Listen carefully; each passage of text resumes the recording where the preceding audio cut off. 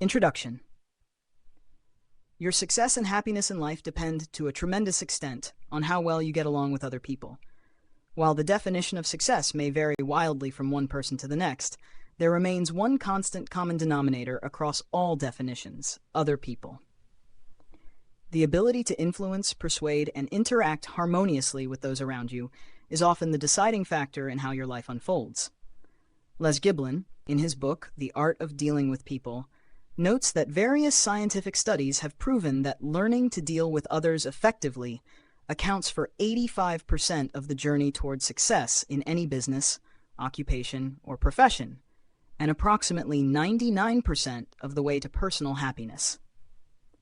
While one must ultimately accept full responsibility for their own emotional state, it is undeniable that other people serve as a massive factor, capable of influencing one's happiness or unhappiness enormously.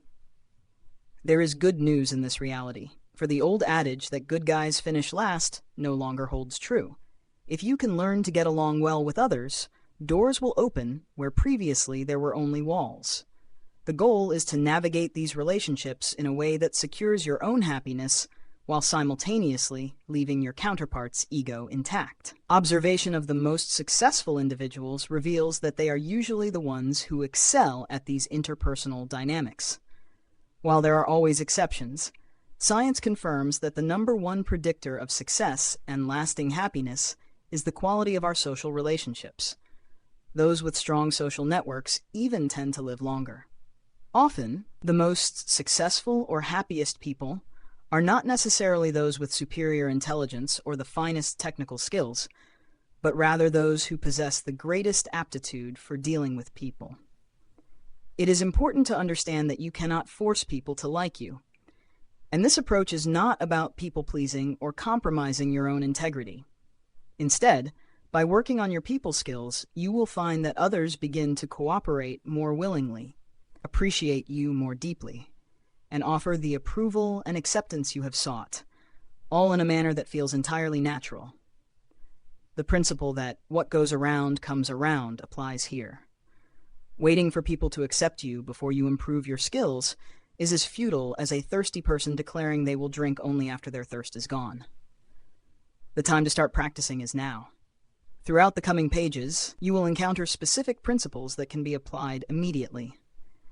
Many may seem like common sense, yet as the saying goes, common sense is often the least common of all senses. The era of forcing compliance is over. The modern strategy for success lies in mastering the art of human interaction. So let us get to work. 1. Understanding human nature. To develop people skills, the first and most obvious requirement is to understand people. You must grasp why we do the things we do and how we react under certain circumstances. This kind of understanding requires a clear-eyed view of reality. It means recognizing people for what they truly are, not for what you want them to be or what you imagine they might be. To proceed effectively, we must address the elephant in the room immediately. People are, above all, interested in themselves. No matter who you are, the individuals you encounter will always be 1,000 times more interested in themselves than they are in you. This is not an accusation or a judgment. It is simply a fact. If you are honest with yourself, you will likely admit that you, too, are 1,000 times more interested in your own affairs than in those of others. There is no need to worry or feel guilty about this. It is merely human nature, a trait we all share, and acknowledging it is the first step toward mastery. You can remain deeply self-interested and still do good things for others, but understanding the source of human motivation is essential. People's actions are governed by self-interest, period. This is not inherently bad, nor is it something to be apologetic or embarrassed about. It is simply the way things have always been, and likely always will be. In every human relationship, your counterpart is consciously or subconsciously asking themselves one fundamental question: what's in it for me? It is the same question you ask in your own interactions. Far from being a negative revelation, this truth is the key to unlocking successful relationships. Once you accept that people are primarily interested in themselves and not in you, you can use this understanding to navigate interactions with skill and influence, forming the foundation for the techniques that follow. Chapter 2. the most important subject of any conversation.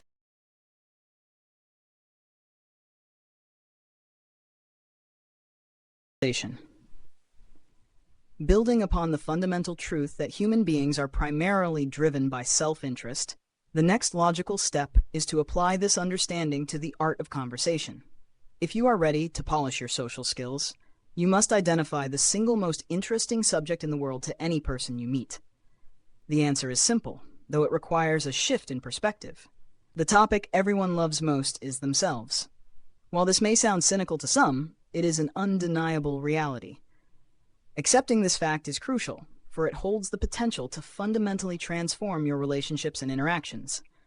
When you choose to speak to people about themselves, they will appreciate your wisdom in selecting such a fascinating topic and will likely respond with enormous interest and engagement. To understand why this works, reflect on your own experiences at networking meetings or social events.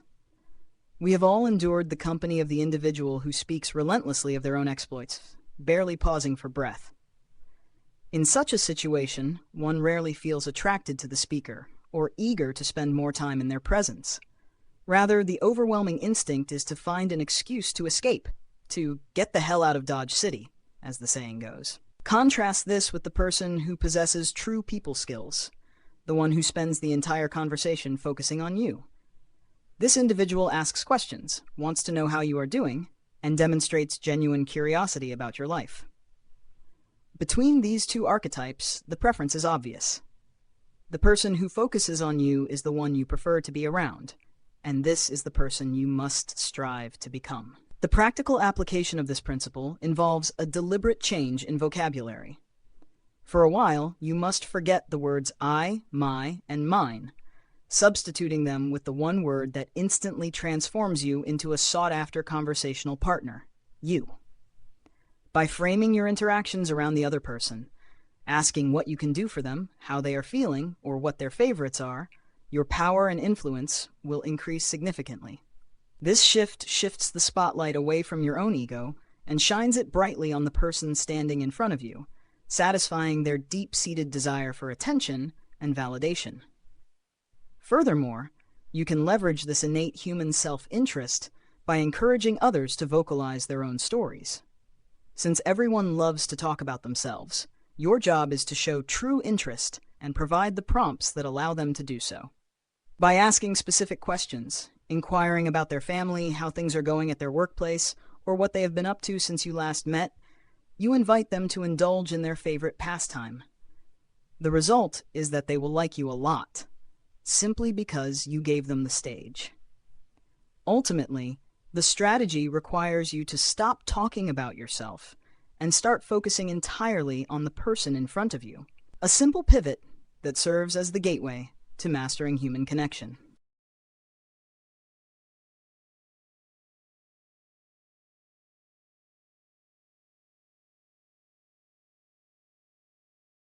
Chapter 3. Make people feel important. To truly understand what makes people tick, one must look beyond the surface of their actions, whether those actions are benevolent or destructive. Deep within every individual lies a profound and universal driver: the desire to be recognized, the hunger to be noticed, and the burning need to be someone. This craving for importance is perhaps the most powerful motivator in human existence. It is the spark that inspires acts of great heroism and charity. Yet, in a twisted mind, it can just as easily be the root cause of harm. Understanding this fundamental truth allows us to elevate our relationships to a new level, provided that we proceed with authenticity.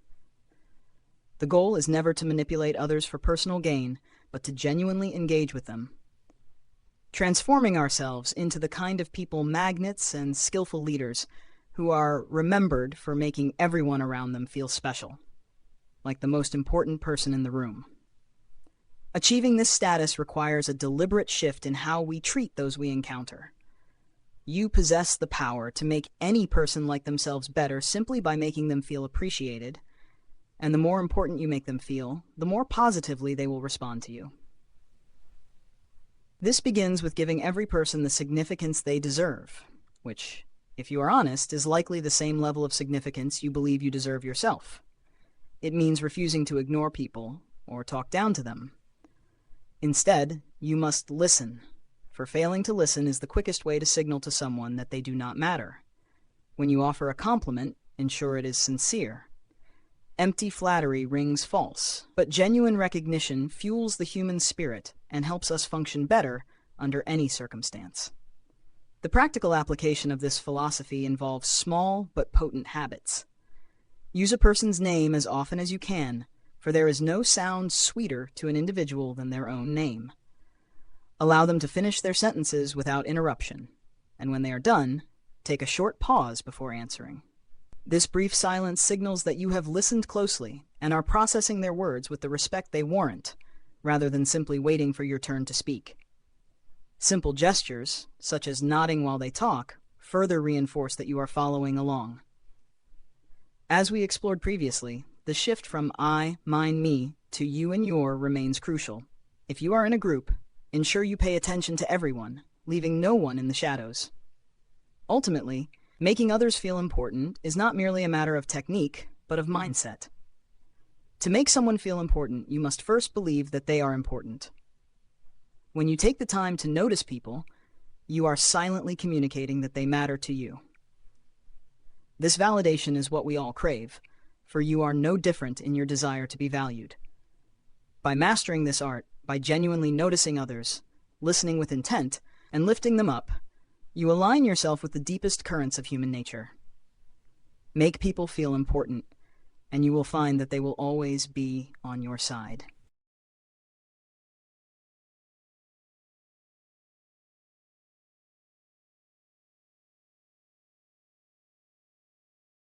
Chapter 4. The most important characteristic. Agree with people. If you are looking for a technique that will carry you further than any other in your social interactions, look no further than the art of being agreeable. There is arguably no single trait that helps you more effectively than the willingness to agree with others. The reasoning behind this is rooted in simple human psychology. People naturally like those who agree with them, and conversely, they dislike those who disagree.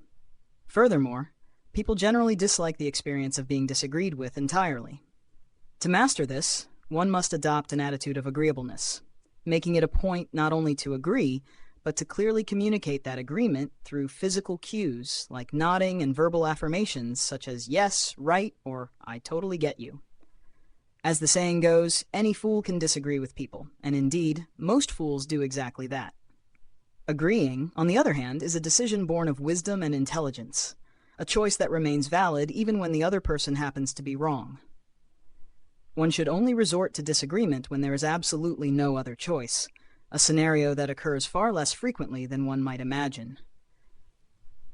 In those moments where the urge to contradict arises, it is useful to pause and ask the magic question: do I want to be right, or do I want to be in peace? Choosing peace is almost always the superior strategy for maintaining relationships. Under no circumstances should you allow yourself to be drawn into an argument. Even if you are factually right, arguing is a game where nobody truly wins.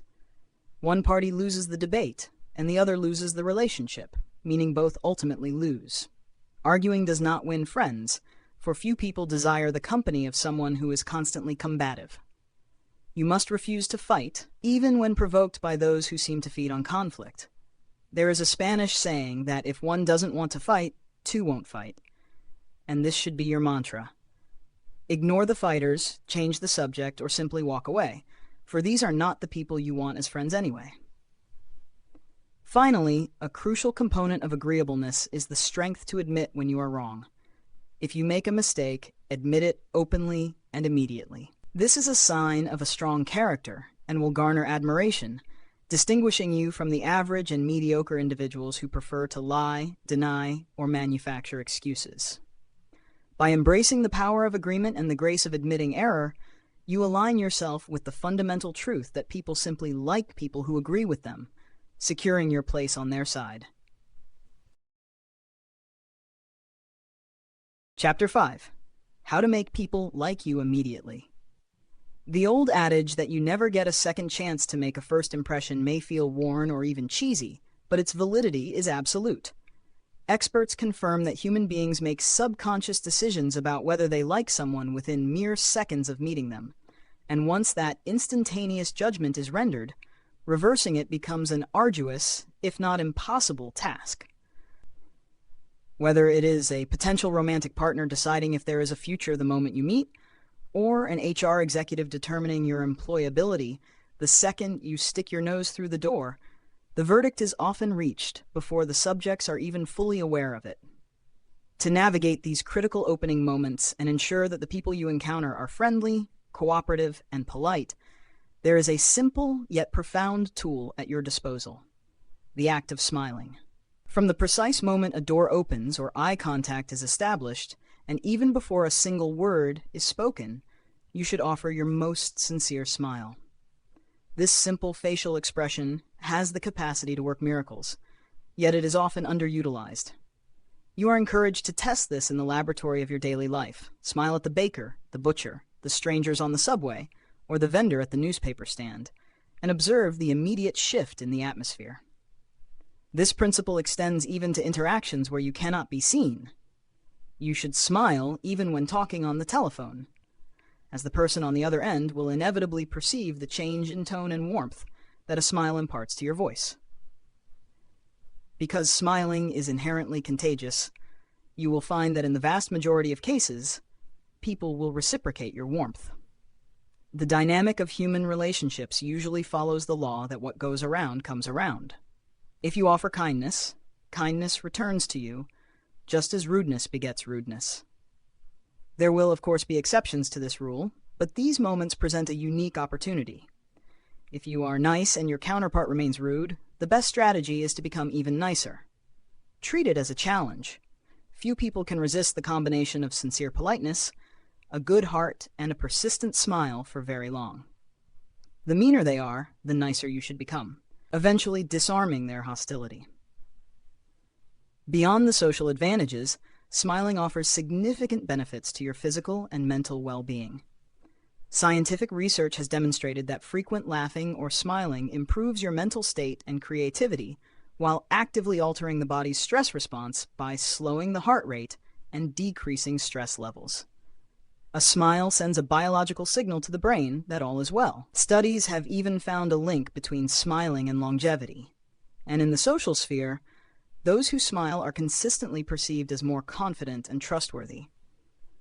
By mastering this simple act, you create an environment where people simply feel good around you, allowing you to win in all your relationships.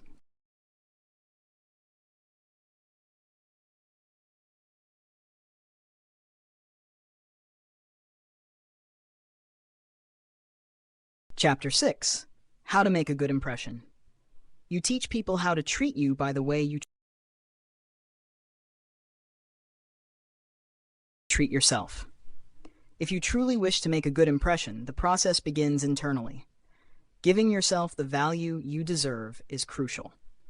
Before you can expect other people to value, admire, or think well of you, you must first do those things for yourself. It is logically inconsistent to expect others to believe in you if you do not yet believe in yourself. Therefore, you must start being proud of who you are, where you come from, and what you do for a living. This is not the time for modesty, but it is also not the time for arrogance. The goal is healthy self-esteem, knowing who you are and understanding your strengths while simultaneously recognizing that you are not better than anybody else, and crucially remembering that nobody is better than you either. You have the power to influence the opinions others hold of you through your behavior, so it is essential to behave in a way that generates a positive effect. Handle yourself with pride and confidence, but ground that confidence in sincerity. You should say only things you mean and mean the things you say. As discussed previously, cheap compliments, empty promises, and meaningless words are easily detected and will invariably cause the opposite of the desired effect. It is a sobering truth that while it takes months and years to build a good reputation, it takes only seconds to destroy it. To safeguard this reputation, show genuine passion.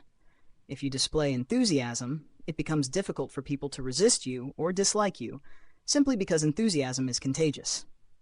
There are, however, specific behaviors that can actively hinder your ability to make a good impression, such as being over-anxious. When you project anxiety, it causes people to wonder why you are so on edge, leading them to doubt your intentions or suspect that you have something to hide. Furthermore, you must never attempt to make yourself look good by putting other people down. This tactic invariably backfires, making you look bad and damaging your efforts to influence others. A person who treats you nicely but disrespects the waiter is not a nice person. You must stay away from such individuals, and more importantly, ensure you never become one of them. By adopting the golden rule, if you cannot say nice things, say nothing, and understanding that others' opinions are primarily formed by how you behave, you lay the groundwork for lasting respect. A genuine fascination with the things that fascinate them. Connecting with people is less about showcasing your own personality and more about immersing yourself in theirs. In a city like Barcelona, for instance, the path to friendship is often paved with conversations about the city's seemingly most critical subject, football. It matters little how the local team is actually performing or whether you are a die-hard fan yourself. The mere act of engaging with this shared passion provides endless fuel for conversation. By identifying what captures a person's attention and steering the dialogue in that direction, you open the door to new friendships and unlock business opportunities that might otherwise remain closed. In the modern era, discovering these interests is easier than ever before. Before stepping into a business meeting, conference, or networking event, a brief review of social media can reveal a treasure trove of information about the people you are about to meet. If you make the effort to study their interests beforehand, the results can be transformative. The most successful salespeople understand this principle intimately. They often know exactly what drives a client before they ever meet in person. By talking about the client's passions with true interest, they build a rapport that goes beyond the transactional, often leading directly to a closed sale. This approach requires a fundamental shift in focus. If you want to really connect, you must abandon the repetitive cycle of I, the urge to impress others with your own achievements, and instead direct your energy entirely toward them. Attraction often begins with the smallest of gestures, such as simple friendliness and the basic courtesy of a greeting, actions that, surprisingly, many self-absorbed individuals neglect. Being nice is a universal currency, and its value holds true even when you cannot see the other person. As noted previously, if you smile while on the phone, the person on the other end can feel the warmth in your voice. Keep in mind that people have a deep-seated desire to be admired. Remembering birthdays and doing small things for others signals that they matter to you. When people notice that you are interested in them, they inevitably become interested in you. However, a crucial warning accompanies this advice. Your interest must be sincere. People possess a keen instinct for detecting inauthenticity and can smell false praise or feigned interest from a mile away. Only by showing true, unfeigned interest in other people can you expect to succeed in winning them over.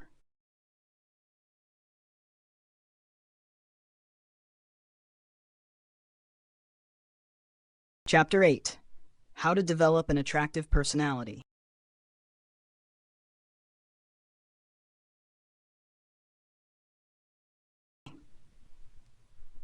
Going through life, we all harbor a deep-seated desire to be liked and to possess that magnetic quality that draws others in. We want to have friends, we yearn to be perceived as interesting, and we share the universal need to feel important. We all know individuals who seem to possess these traits effortlessly, attracting friends and clients as naturally as gravity attracts matter. The question that inevitably arises is how they achieve this, and more importantly, how you can cultivate these same abilities within yourself. Developing an attractive personality is not a matter of luck, but of mastering specific interpersonal ingredients, the first of which is the profound practice of acceptance. To become a person others want to be around, you must learn to accept people exactly as they are. This concept sounds deceptively simple, yet in practice, it can be incredibly complicated. To navigate this, one must remember that other people are not reflections of you. They are not perfect, and crucially, neither are you, nor do you need to be. You must realize that you cannot change others, no matter how hard you try or how righteous your intentions may be. They may not share your values, and they will often fail to live up to your high expectations. The secret lies in surrendering the urge to correct them. If you accept and like people just as they are, without conditions, you will find that this attitude is far more influential in the long run than any advice, lecture, or criticism you could ever offer. Beyond mere acceptance lies the active power of approval. No matter how many faults a person may possess, there is always something within them worthy of approval, and it is your task to find it. When you identify these positive traits and voice your approval, you cause those traits to grow. Recalling the deep human hunger for acknowledgement, you can see how offering approval satisfies a fundamental emotional need. When you validate a specific character trait in someone, you not only make them feel good, but also motivate them to improve other areas of their life to earn more of that approval. By praising people, you literally watch them grow into the best versions of themselves, fueled by your recognition. The third and perhaps most critical ingredient, standing right next to love in its importance, is appreciation. It is often the lack of appreciation that causes marriages to crumble and jobs to go sour. Conversely, it is the presence of appreciation that makes happiness and success flourish. To harness this, you must actively appreciate what you have, your spouse, your children, your employees, your boss, and your clients, and you must make sure they know it. Gratitude must be expressed to be felt.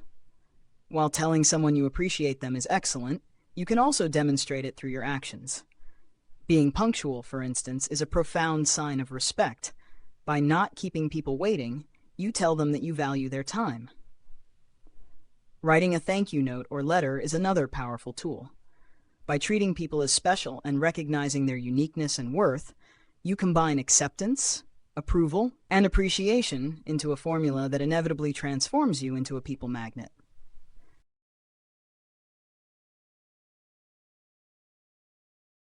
Chapter 9. It's what they want, not what you want. When the goal is to influence the behavior or opinions of those around you, there is one cardinal rule that must never be forgotten. The interaction is about what they want, not what you want. This principle is the bedrock of persuasion, yet it is often the most difficult to practice because our own desires are so naturally loud within our own minds. To illustrate this, one need look no further than the classic wisdom of Dale Carnegie, who famously observed a simple truth about fishing. He noted that while he personally had a great fondness for strawberries and cream, he never used them to bait his hook. He understood that his own culinary preferences were irrelevant to the fish. Fish prefer worms. Consequently, he baited his hook with what the fish wanted, not what he wanted. Human interaction follows this same unyielding logic. We are all deeply engrossed in our own desires, but we must accept that nobody else shares our specific preoccupations to the same degree. They are too busy being engrossed in their own wants. Therefore, if you wish to influence others, you must step outside of your own ego and learn to discuss what they want, showing them clearly how they can get it. This requires a deliberate mental shift to put yourself in their shoes, seeing the world through their eyes and speaking their language. To make someone truly desire what you have to offer, you must frame your offering in the words and concepts that resonate with their internal landscape, not yours. This approach transforms professional and personal relationships alike. If you can demonstrate to others how you can help them achieve their goals or solve their problems, focusing entirely on their perspective rather than your own agenda, you will find yourself surrounded by new clients, partners, and friends. A salesperson, for example, fails when they focus on what they want to sell. They succeed only when they identify what the client needs, the problems that need solving, and the specific advantages that matter to that individual. Similarly, in leadership or marriage, one must ask what the employee or spouse requires. Do they need motivation, acknowledgement, praise, or gratitude? These emotional currencies rarely fail when applied correctly. The more you discipline yourself to think about the needs and wants of others, the more successful your relationships will become. While it is important not to neglect your own needs entirely, the paradox of influence is that your needs are often best met by first addressing the desires of others. As we master this ability to navigate human desire, we prepare ourselves for the next crucial step in our development, learning how to translate this understanding into words and actions, moving us toward the art of communicating effectively.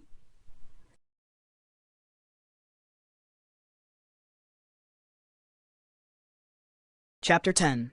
Listen to people actively. One of the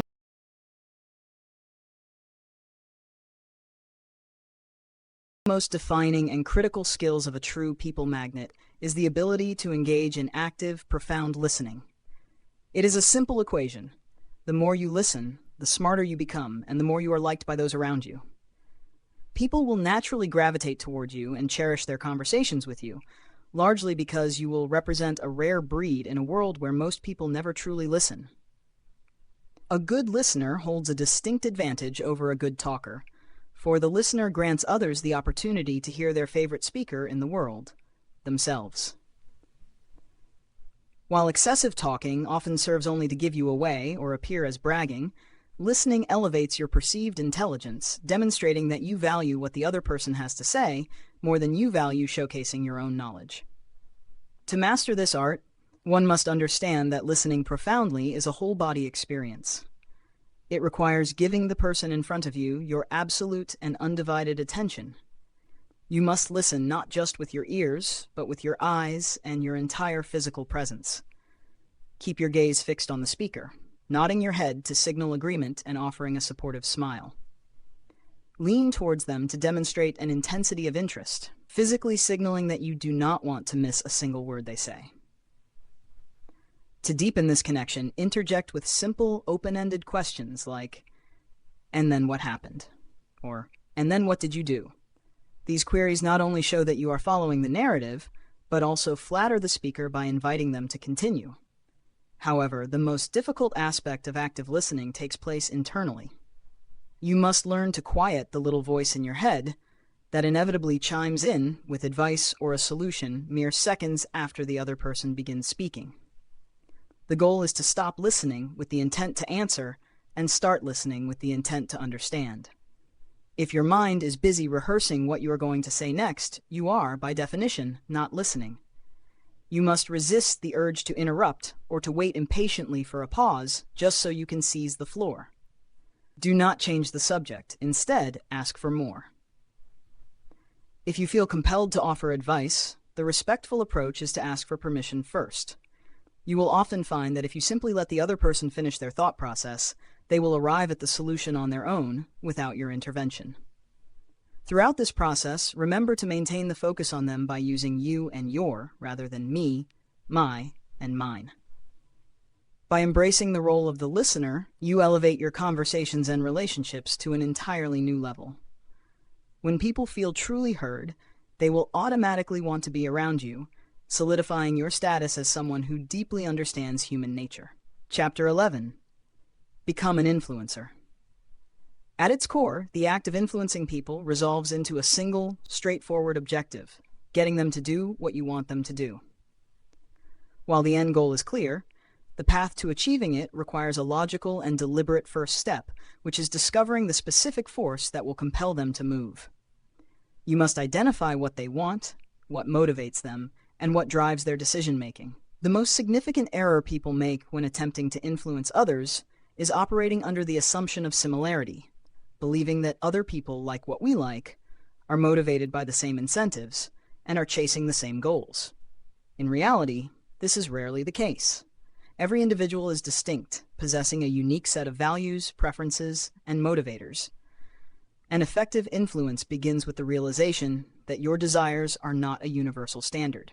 To successfully influence someone, you must first uncover what they desire, and once that desire is known, you prompt action by telling them exactly what they want to hear.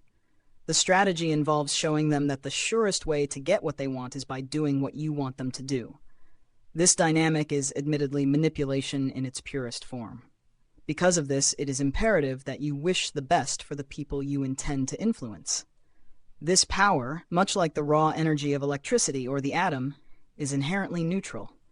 It can be harnessed to create something beautiful, or unleashed to destroy. The responsibility lies with you to choose wisely and ethically, ensuring that your influence serves a constructive purpose rather than a selfish one. The practical application of this principle requires you to become a student of human desire. If a person seeks security, you must speak the language of security.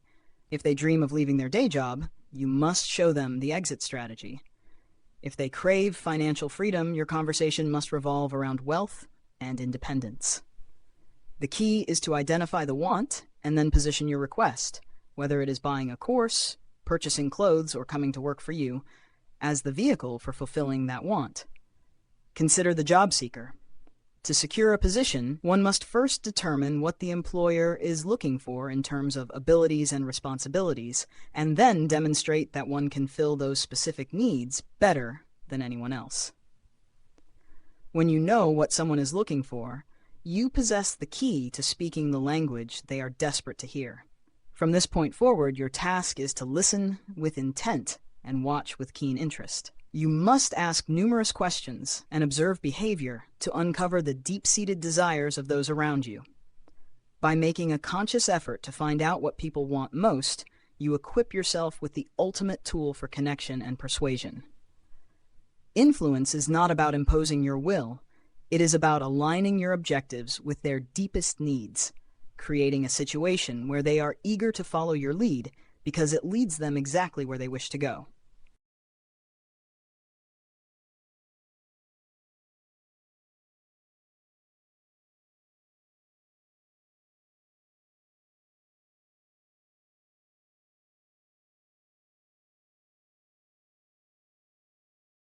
Chapter 12. How to convince people real quick. As you navigate the complexities of influence, you will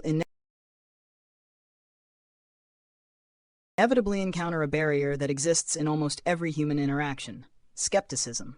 Most of the time, the people you meet will be skeptical of you and of the words coming out of your mouth.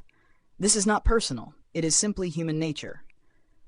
Whatever you are saying, their internal defense mechanisms will suggest that you probably want to sell them something, whether that be a product, an idea, or simply the best version of yourself. The fundamental truth is that people generally dislike the feeling of being sold to. They prefer to make their own decisions, or at the very least, they need to feel as though the decision was theirs to make. To bypass this natural resistance and convince people quickly, you must employ a strategy that shifts the source of credibility away from your own ego. The most effective method is to quote someone else. Testimonials and the opinions of others, social proof, go a long, long way in establishing trust.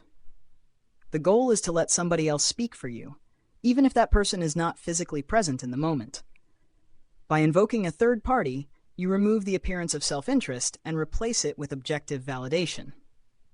Consider the practical application of this technique in various scenarios.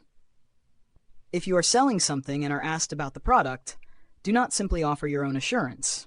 Instead, quote a relevant customer opinion.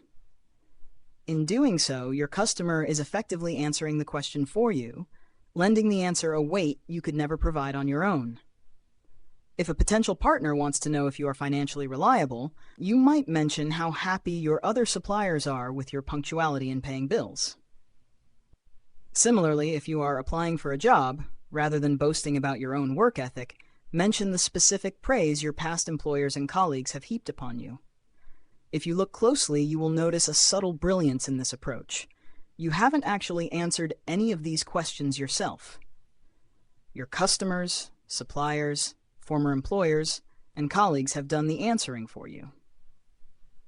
It is a bit of a psychological mystery, but the dynamic is consistent. If you tell people directly how great you are, they will be hugely skeptical. However, they will rarely harbor any doubts if you tell them exactly the same truth through the medium of a third person's testimonial. To convince others, you must learn to speak through third persons, quote statistics, relate facts, and tell success stories, thereby allowing the evidence to do the heavy lifting of persuasion. Chapter 13. Get people to say yes to you. You likely already suspect suspect that the ability to elicit agreement is less about luck or the momentary mood of your counterpart and more about a specific, learnable skill.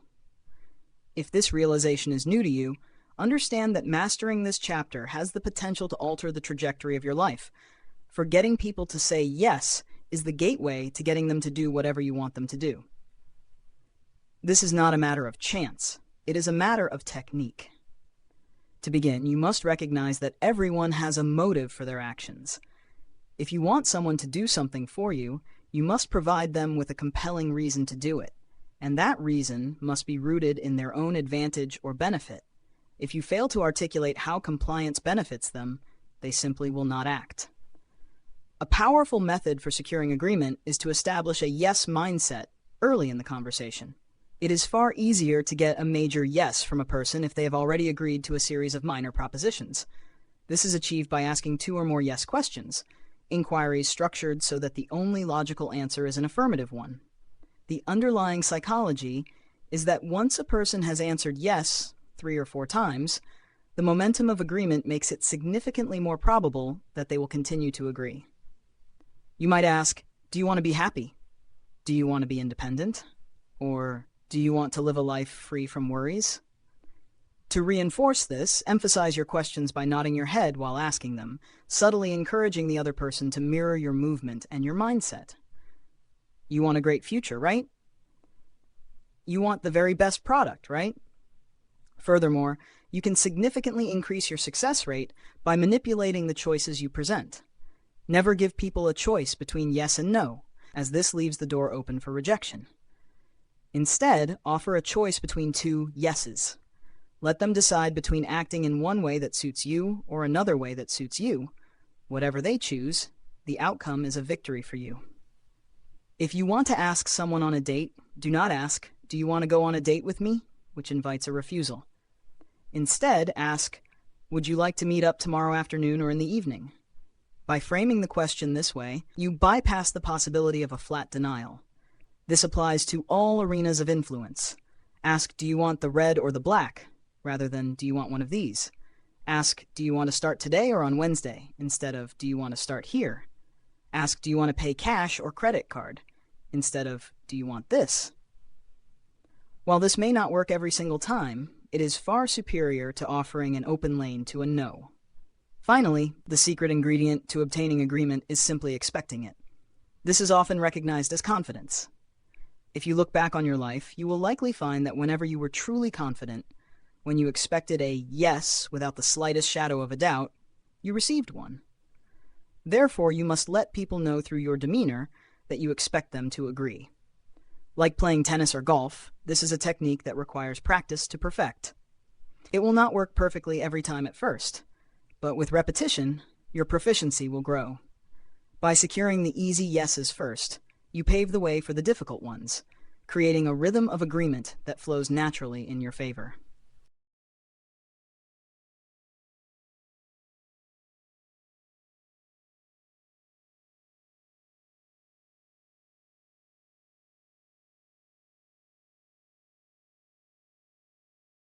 Chapter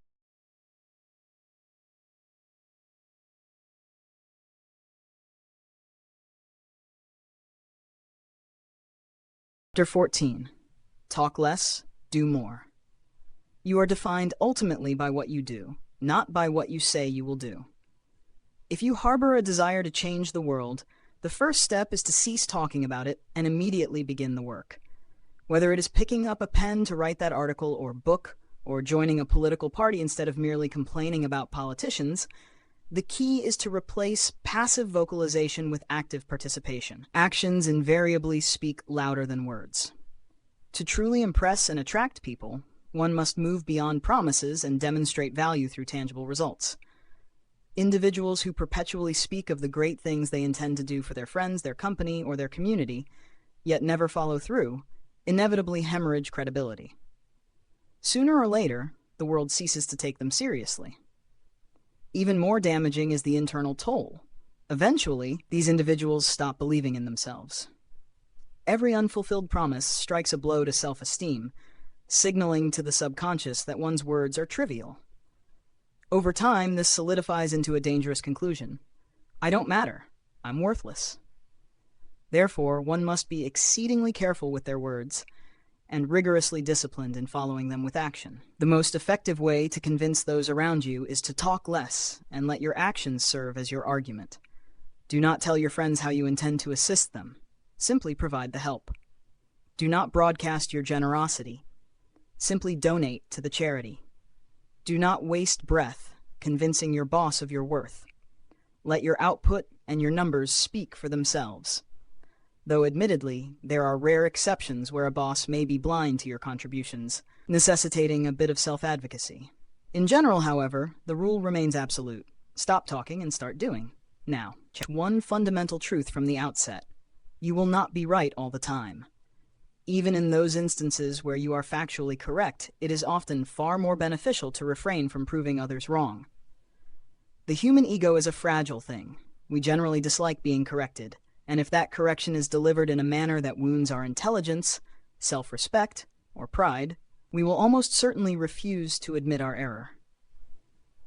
It is virtually impossible to alter a person's opinion after you have hurt their feelings, as the emotional wall goes up long before the intellectual argument can be heard. To announce, "I'm going to prove this to you," is effectively to announce, "I am smarter than you, and I am about to demonstrate that fact." Such a declaration generates immediate opposition, making it impossible to change your counterpart's mind, regardless of the logic you possess. If you find it necessary to prove someone wrong, you must act with greater intelligence and subtlety, ensuring that the correction is so gentle that nobody even notices it is happening. The most effective strategy is to begin by admitting that you could be wrong. This simple admission changes the entire dynamic of a conversation. By saying, "I might be wrong, but let's look at it," you instantly disarm the other person. No one will ever object to such a humble opening. Instead of triggering a defensive argument, it stops conflict in its tracks and inspires your counterpart to be just as honest and open-minded as you are. By removing the threat of judgment, you create a space where the truth can be examined collaboratively rather than combatively. To navigate these disagreements successfully, you must show genuine respect for the other person's opinion. This requires the empathy to put yourself in their shoes, and the patience to try and understand their perspective. Diplomacy and courtesy will carry you much further than bluntness ever could. There is a curious paradox in human nature. When you admit that you are wrong, instead of aggressively defending yourself, the other person often shifts from being an adversary to being a source of comfort and empathy. Conversely, if you are driven by the need to be right and the compulsion to point out other people's mistakes, you will soon find yourself isolated, for nobody wishes to be around a person who constantly corrects them. The path to lasting influence is paved with diplomacy, smarts, and subtlety, requiring us to abandon the need to prove others wrong in favor of maintaining the relationship. Impulse to play a role or project a carefully curated image is common, but true connection is forged only when you let people feel that what they see is exactly what they get. While this transparency might seem difficult at first, rooted in the deep-seated fear that people might not like us as we truly are, it is essential to recognize that this fear is often nothing more than a mind movie, a fictional creation of the mind, which serves as the world's greatest producer of internal soap operas and drama.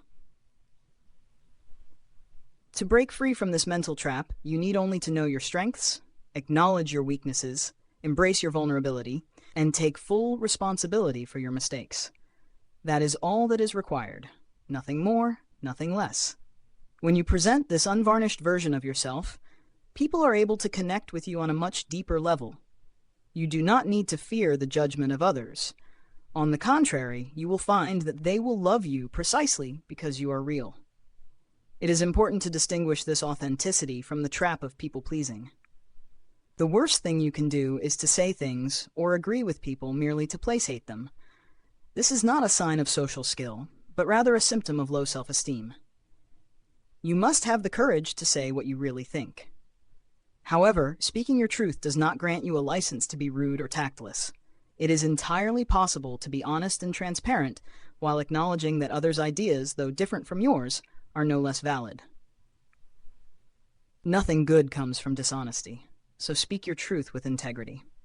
Ultimately, the goal is to stop putting on a mask and to stop playing roles designed to please an audience. Stop faking and allow yourself the freedom to be you. The rewards for this shift are profound. Paradoxically, you will notice that the more you are yourself, the more people will be naturally attracted to you.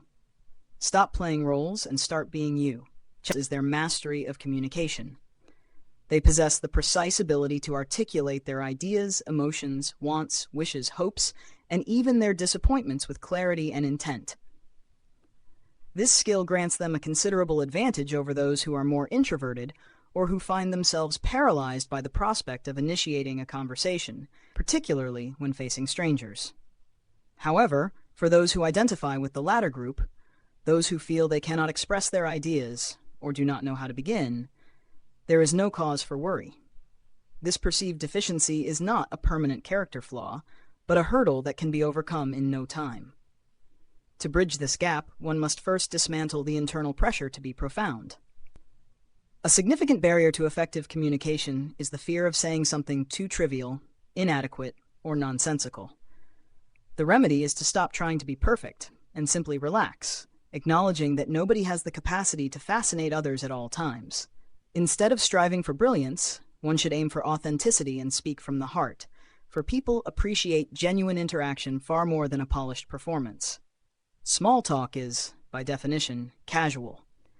It is not meant to be a lecture or a grand speech, but rather an easy, functional tool to get the conversation moving. Like any other skill, it improves with practice, so the key is to stop trying so hard and simply do it. The most effective strategy for mastering small talk and breaking the ice is to shift the spotlight entirely onto the other person. The goal is to get your counterpart to talk about themselves, a subject on which they are the undisputed expert. This is achieved by asking questions about their interests, asking why, where, and how. Inquire about where they are from, what they do for a living, or how their family is doing. Once you have launched the conversation with these questions, your role is to lean back and listen, occasionally interjecting with more questions to keep the flow alive. In a world where everyone is clamoring to talk about themselves, the act of true listening is as valuable as gold. By adopting this approach, you create an environment where others feel valued and heard. If you get others to talk about themselves, they will often walk away swearing that you are the greatest conversationalist they have ever met. By simply asking questions and starting them off on their favorite topic, you cultivate a reputation as a deeply interesting person, proving that the path to being an effective communicator lies not in what you say, but in the opportunities you give others to speak. As human beings, we are innately selfish. Because you are human, you will inevitably face the temptation to talk about yourself. There is a natural desire within all of us to shine, to be admired, to be acknowledged, and to impress those around us. However, you are far better off resisting this temptation. Paradoxically, if you keep the focus of the conversation on others rather than on yourself, they will hold a much higher opinion of you than if you had spent the time showcasing your own merits. One of the most effective ways to prepare for this shift in focus is to ask yourself a strategic question before every meeting, phone call, or conversation. What do I want to get out of this situation? Do you seek the other person's permission for something? Do you want their business? Do you desire their goodwill? If you want any of these tangible outcomes, you must keep the conversation focused entirely on them. If, on the other hand, you only want to inflate your ego, then by all means talk about yourself the entire time. But do not expect to extract anything else from the interaction. If you choose the path of ego, you risk becoming like the caricature of the author who, after speaking about himself for 2 solid hours, finally turned to his companion and said, "Enough about me. Let's talk about you. What do you think about my latest book?" To achieve true success, you must let others do the talking about themselves while you listen. You should only speak about yourself when explicitly invited or asked to do so. Even then, if others express interest in you, the best approach is to talk a little bit about yourself and then deftly turn the focus back to them. By refusing to be selfish and keeping the spotlight on your counterpart, you avoid this deadly sin of human relations, clearing the path for the fundamental rules of interaction that serve as the foundation for all lasting connections. Chapter 19. Say thank you. If you are familiar with my previous work, interviews, or public appearances, you likely already recognize that I am a fervent advocate for gratitude. It stands as one of the most potent forces in the universe. Embracing a spirit of profound thankfulness not only attracts positive experiences into our lives, but also sharpens our perception, allowing us to recognize the abundance that already surrounds us. As we journey toward becoming people magnets and forging new friendships, gratitude must serve as a primary ingredient. However, it is insufficient to merely harbor feelings of thankfulness and appreciation in silence. To be effective, this internal state must be externalized. You must actively demonstrate your gratitude and appreciation to every individual who deserves it. It is a fundamental aspect of human nature to gravitate toward and respond positively to those who appreciate us. When you offer gratitude to others through kind words or small gestures, you set in motion a cycle of goodwill that is virtually guaranteed to return to you multiplied. Beyond its social utility, the attitude of gratitude offers a multitude of personal benefits. Practicing it for even a few weeks can lead to increased happiness, optimism, and social connectivity. It has been linked to better sleep, fewer headaches, higher energy levels, and greater emotional intelligence, while simultaneously making you more forgiving and less prone to depression, anxiety, or loneliness. Being grateful is, in essence, as beneficial for the giver as it is for the receiver. To harness this power effectively, there are specific ground rules one must follow. First and foremost, sincerity is non-negotiable. People possess an innate ability to distinguish between genuine thankfulness and empty pleasantries, and if your gratitude is not real, it yields none of the benefits. When you speak, do so with joy and clarity. Phrases like, "Thank you," "I appreciate you," or "I am glad to have you in my life" should be articulated loud and clear. Moreover, the delivery matters immensely.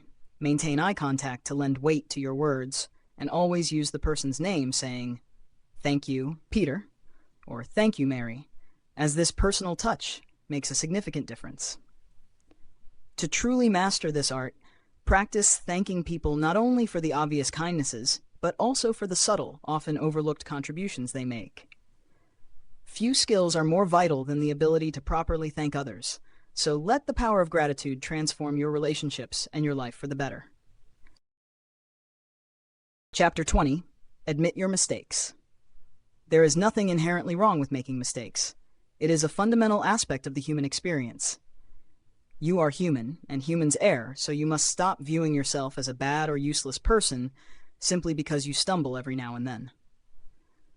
To understand the gravity of this, reflect on the people you have known who found it difficult to admit their errors, the ones who manufactured excuses, offered endless justifications, or worse, shifted the blame onto others. Consider how that behavior made you feel. It almost certainly did not build trust, nor did it inspire a desire to know them better or spend more time in their company. If we wish to build trust, influence others, and live authentically, we must draw the obvious conclusion. We must find the strength to admit our mistakes, even when it is difficult, rather than wasting our energy on the exhausting work of denial. Making the admission of error a habit is a profound sign of strength.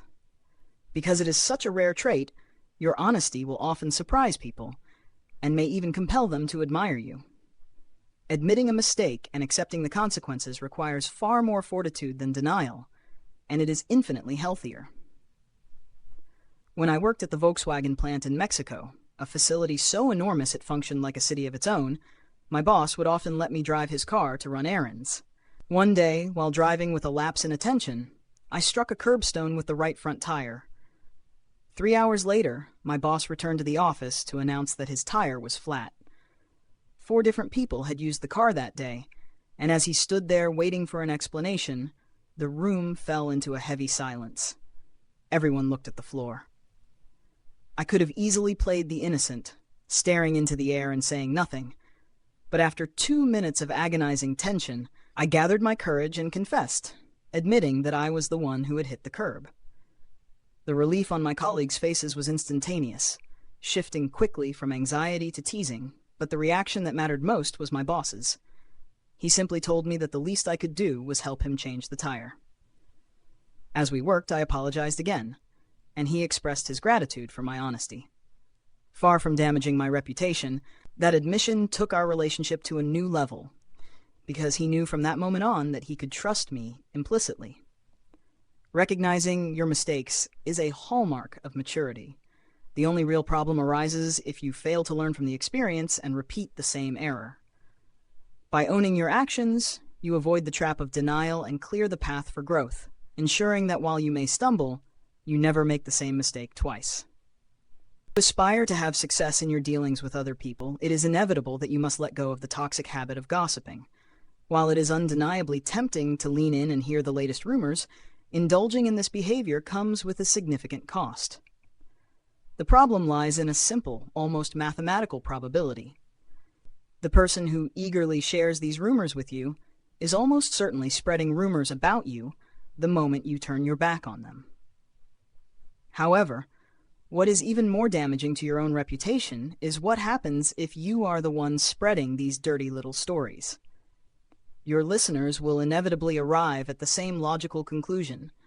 They will begin to ask themselves what you say about them behind their backs once they are no longer in the room. To protect your integrity, you must have a strategy for when gossip arises.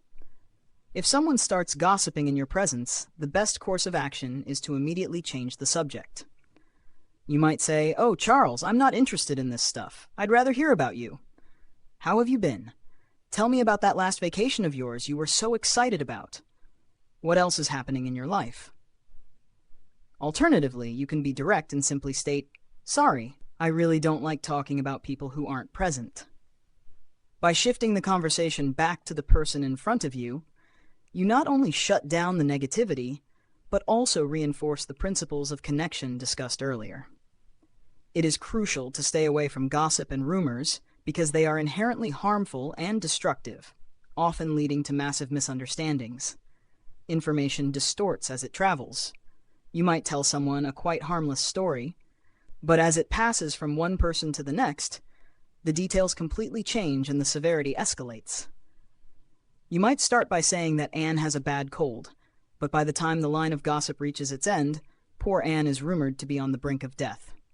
Do not damage your trustworthiness and relationships by participating in this cycle. Instead, choose to have sincere and profound conversations, for everybody wants to be with a person of integrity.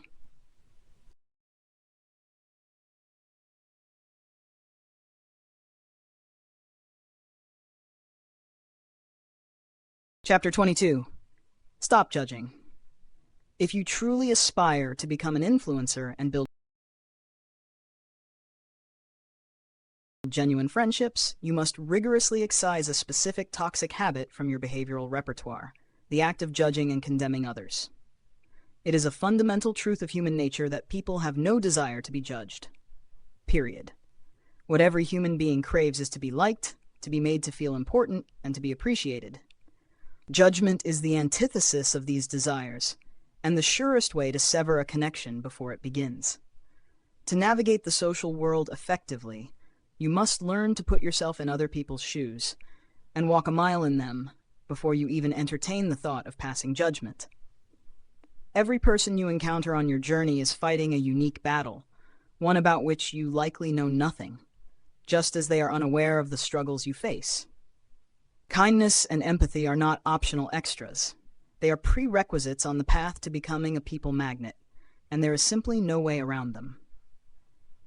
When you encounter traits in others that deeply disturb you, it is wise to pause and reflect, for these irritations often hold a mirror to your own soul.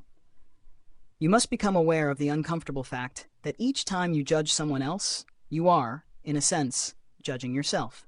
Observe closely what bothers you most about others. Is it, for example, their lack of punctuality? While this is frustrating, especially if you pride yourself on being prompt, you must look a little closer. Are you truly always on time, or are there areas of your life where you also leave people waiting? Often, when we are most bothered by the behavior of others, it is because we are projecting our own unacknowledged flaws.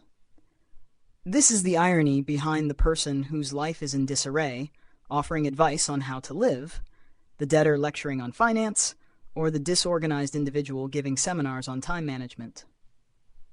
Before judging others, we must ensure our own house is in order. Experience teaches us that life has a way of placing us in the exact situations we once criticized in others. Often, it is only when we stand in those same shoes that we truly understand the context we previously lacked. Therefore, when the temptation to condemn arises, the correct response is to look inward first, recognizing that we usually share the very flaws we are so quick to point out in others. Have you ever found yourself in the company of bitter people who simply cannot let go of the past? These are the individuals who cling tightly to grudges because of some slight or injustice inflicted upon them long ago, constantly ruminating, complaining, and talking about it to anyone who will listen. If you reflect on how it feels to be around such people, the answer is likely that it is draining and unpleasant. You probably do not enjoy their company at all. It is crucial to remember this observation when you find yourself in a similar situation, for it is no fun to be around complainers and the bitter ones. If you want to attract people rather than repel them, you must avoid becoming the person who carries a dark cloud of past grievances into every room. The antidote to this toxicity is forgiveness.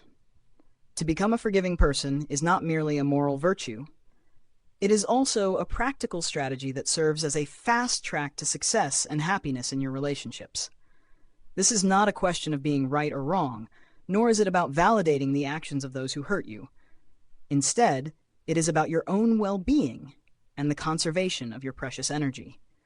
You must forgive even if it was the other party who wronged you, understanding that you are doing it for yourself, not for them. Harboring resentment, reliving hate, and nursing anger over and over again is toxic to your relationships, your energy levels, and your physical health. As the old saying goes, being angry and holding resentments toward another person is like drinking poison and hoping the other individual dies from it. If you are not already practicing this, do yourself a huge favor starting today. Forgive everybody, including yourself. Once you manage to forgive and let go, you will find that you sleep better, enjoy your present moments more deeply, and feel a massive weight lift off your shoulders. Holding grudges has never done anyone any good. It only exacerbates the situation, hurting you far more than it affects the person you are angry with. By allowing negative feelings to fester, you damage your own character and health, keeping your focus stuck in past wounds. This fixation on the negative can essentially magnetize your life to attract even more unpleasant experiences. It is important, however, not to misunderstand the nature of this advice. Forgiving others does not mean you are stupid, nor does being a forgiving person imply that you should allow people to walk all over you. You can and should set clear boundaries, put limits on others' behavior, or call them out on the spot when they cross a line. People who do not accept these rules, or who consistently hurt you, do not need to remain in your life. You can remove them, but do yourself the favor of not holding on to the grudge after they are gone. Let them go, forgive them, forget the slight, and move on. By learning from the experience and remaining open to new, better adventures, you ensure that you remain a person who is fun to be around, someone who travels light, unburdened by the heavy luggage of the past.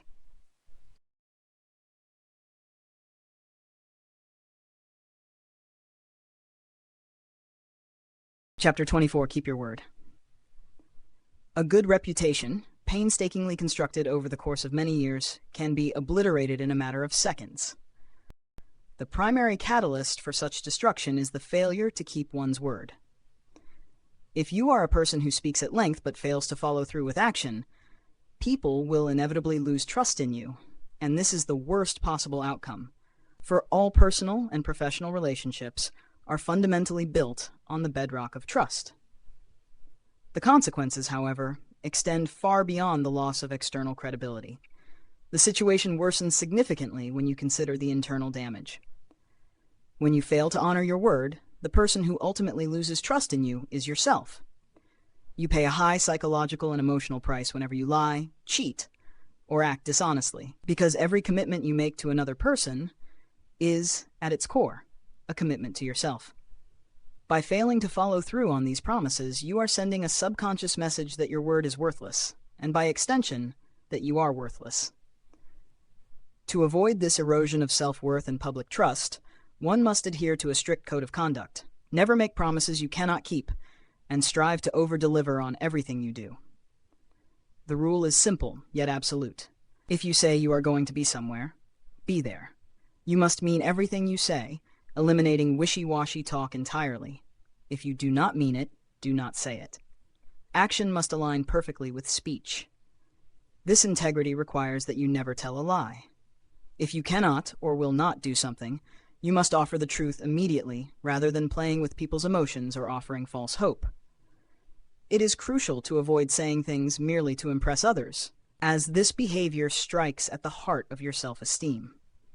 When you tell lies or exaggerate to curate an impressive image, you are transmitting a damaging signal to your own psyche that you are not good enough as you are and must become someone else to be likable. This causes your self-confidence to take a hit.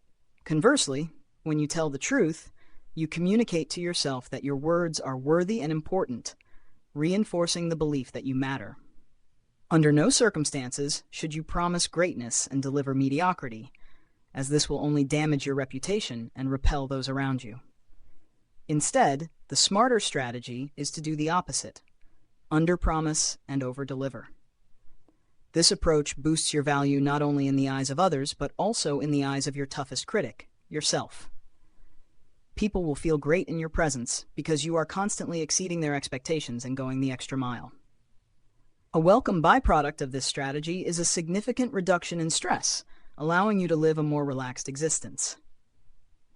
By refusing to undermine your reputation and your self-worth, and by steadfastly telling the truth and keeping your commitments, you solidify the foundation upon which all enduring influence is built.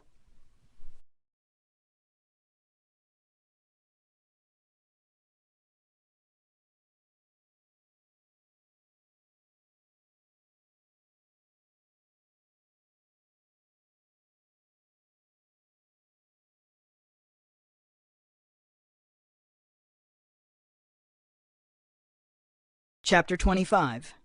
Treat others as you would like others to treat you.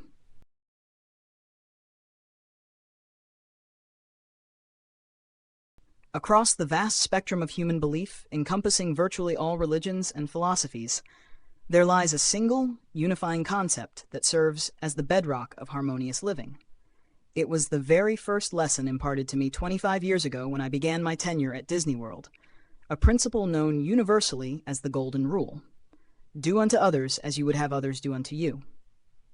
This mandate to treat people exactly as you wish to be treated has been a guiding light throughout most of my life, bringing with it great joy, fostering significant relationships, and likely saving me from countless troubles. The mechanics of this rule are simple yet profound, operating on a principle of reflection. If you harbor a desire to receive more compliments, the path is to give more compliments. If you yearn to be admired, you must first offer admiration. If you wish to be loved more, you must love more. Ultimately, if you seek recognition of your true worth and sincere appreciation, you must be the one to initiate that cycle by recognizing the true worth of others and offering them your own sincere appreciation. To elevate your relationships to an entirely new level, you must strive to give these gifts without the expectation of receiving anything in return. The practice begins immediately, in the small, seemingly insignificant interactions of daily life. Consider the moment a waiter places the wrong dish before you in a restaurant. Rather than reacting with annoyance, you might say, "I'm sorry to trouble you, but I ordered," almost certainly prompting a relieved, "no trouble at all," and a swift correction of the mistake. This approach works because it allows the other person to save face, demonstrating respect even in the face of error. Small, polite phrases like "I'm sorry to trouble you," "Could you be so kind," "Would you mind," and "Please," possess a power that goes a long, long way in smoothing the friction of human interaction. This value of politeness was illustrated perfectly by a humorous image circulating on social media depicting a price list for a coffee shop. The board listed coffee at $5, a cup of coffee at $3, and good morning, 1 cup of coffee, please, at just $1. While intended as a joke, it underscores a serious reality. We live in a society that is starving for appreciation, recognition, and the feeling of being important. The lives of many could be fundamentally changed if just one person took the time to make them feel valued. You have the power to be that person at all times and in all places. However, as with all principles of human relations, the caveat remains that you must be sincere in your appreciation and praise. Without authenticity, the magic fails. By committing to do unto others as you would have them do unto you, you align yourself with a timeless truth that enriches both the giver and the receiver. Most of us struggle to remember names, often because we are so busy rehearsing what we intend to say next that we simply forget the name the person just told us. We fail to take the time to concentrate and fix the name in our minds through repetition. If you struggle with this, rest assured that you are not alone. It is a common human failing, one that even I am learning to overcome as I write this. However, understanding why this skill is so vital reveals that mastering it offers benefits far beyond simple memory retention. Using someone's name when interacting with them is one of the simplest yet most profound secrets of success. The reason is straightforward. It demonstrates that we care about them enough to remember their name, serving as a sign of courtesy and a powerful method of recognition. Do not underestimate this practice, even if it seems incredibly basic. When you remember a person's name the next time you meet them, you create a lasting impression, signaling that they were important enough to warrant a space in your memory. This small act can be the genesis of a special connection, as the individual begins to associate you with positive feelings of respect and importance. Dale Carnegie was entirely correct when he posited that a person's name is the sweetest and most important sound in their ears. Every time someone mentions it during a conversation, it triggers a boost of happiness and validation, causing us to turn toward the speaker with the internal realization that we are being acknowledged. The most charismatic people are often described as having the ability to make whoever they are speaking to feel like the most important person in the world, and they achieve this largely by using that person's name frequently. They weave it into questions and statements. So tell me, John, what brought you here? Or that's very interesting, John. Charging the interaction with a series of positive emotional spikes. To harness this magic, try using names everywhere, from the supermarket clerk to the senior executive. By making people feel important through the simple dignity of their own name, you lay the groundwork for better relationships and deeper trust. While you may logically dismantle an opponent's position and achieve an intellectual victory, you will almost certainly lose their sympathy and goodwill in the process. Proving someone wrong rarely makes them like you. On the contrary, it often breeds resentment. It is frequently better to maintain peace and harmony than to be right, for there is no real prize for being a know-it-all. Asserting intellectual dominance often serves only to make others feel uncomfortable, or, in the worst cases, causes them to lose face. Since the ultimate goal is to make friends and influence people, behaviors such as ridiculing others or acting superior have no place in your repertoire. The most practical approach is to avoid arguments entirely.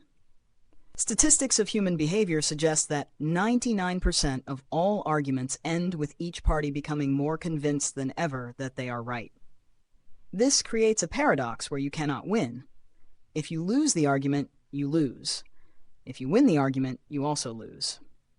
By proving the other person wrong, you may make them feel inferior and hurt their dignity, and a person whose pride has been wounded is rarely open to changing their opinion. Reflect on how many times you have won a verbal spar with a boss. Did the promotion arrive immediately, or are you still waiting? Consider the times you defeated a client in a debate. Even if you were right, did they buy from you? Likely not. Whenever possible, it is far more effective to concentrate on the points of agreement rather than fixating on the areas where you differ. If someone attempts to goad you into an argument, the most disarming strategy is simply to agree with them. If they claim the blue car is better than the red one, tell them they are right. By conceding the point immediately, you leave no room for an argument to occur. This is not a sign of weakness, but a sign of strength and emotional intelligence. Because you cannot win a true victory through contradiction, only a sour victory devoid of goodwill, you must choose what you value more, the triumph of being right or the person's positive regard. Furthermore, you may have noticed that the more you argue with someone, the more stubborn they tend to become. This reaction stems from the universal desire to feel important. Arguing gives them a platform to assert that importance. Instead of wasting time in conflict, you can resolve the tension by giving them that feeling of significance through agreement and validation. To do this, you must control your temper and listen deeply, letting the other party speak without interruption. Be honest and look for areas where you can agree, and do not hesitate to apologize for your own mistakes, as this rare admission often surprises opponents and disarms hostility. Promise to study their ideas sincerely and thank them for their feedback. Before engaging in conflict, ask yourself if they might be right, what price you will pay for asserting your correctness, and whether the opportunity lies in silence rather than speech. By avoiding arguments, you save your time and your relationships, preparing yourself for the next phase of influence, leading by example.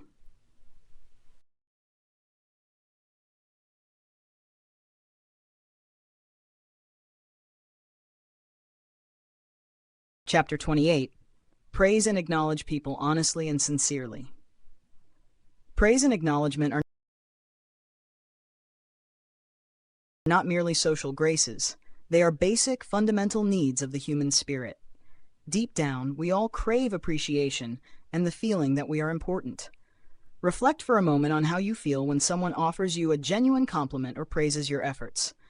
That simple act has the power to brighten not just the passing moment or the afternoon, but the entire day, and in some cases, it can sustain you for a whole week. Mark Twain famously remarked that he could live for 2 weeks on a good compliment. And if you examine your own heart, you will likely find that you operate on a similar emotional economy. The power of praise extends far beyond personal satisfaction and into the realm of tangible results.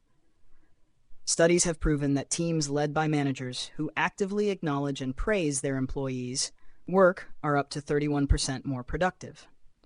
Companies that cultivate an environment based on acknowledgement and praise multiply their benefits, creating a culture where people strive to excel. Yet, we hardly need scientific studies to confirm this truth. We need only to remember our own feelings. The secret you must internalize is that everyone around you feels exactly as you do. Therefore, you must never let kind words go to waste by leaving them unspoken. Tell people the kind things you would love to hear yourself. Do not spare your praise, for it is a tool that works miracles and costs absolutely nothing to use. From this point forward, you should move through life actively looking for someone and something to praise, and then act on that impulse. However, there is one critical stipulation. The praise must be sincere. If it is not genuine, do not give it.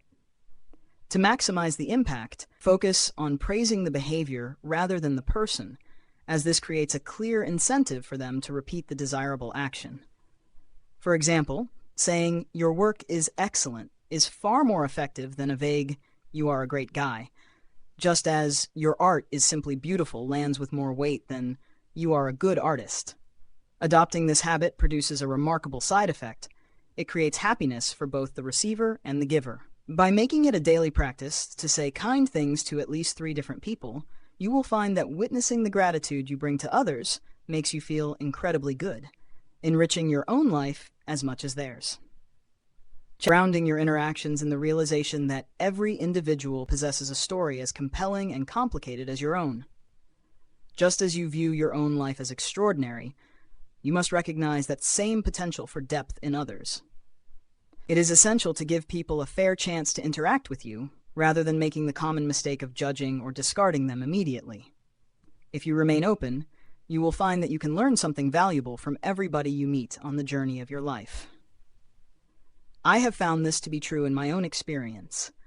Many times, individuals I initially dismissed as strange or not very bright eventually became my best friends.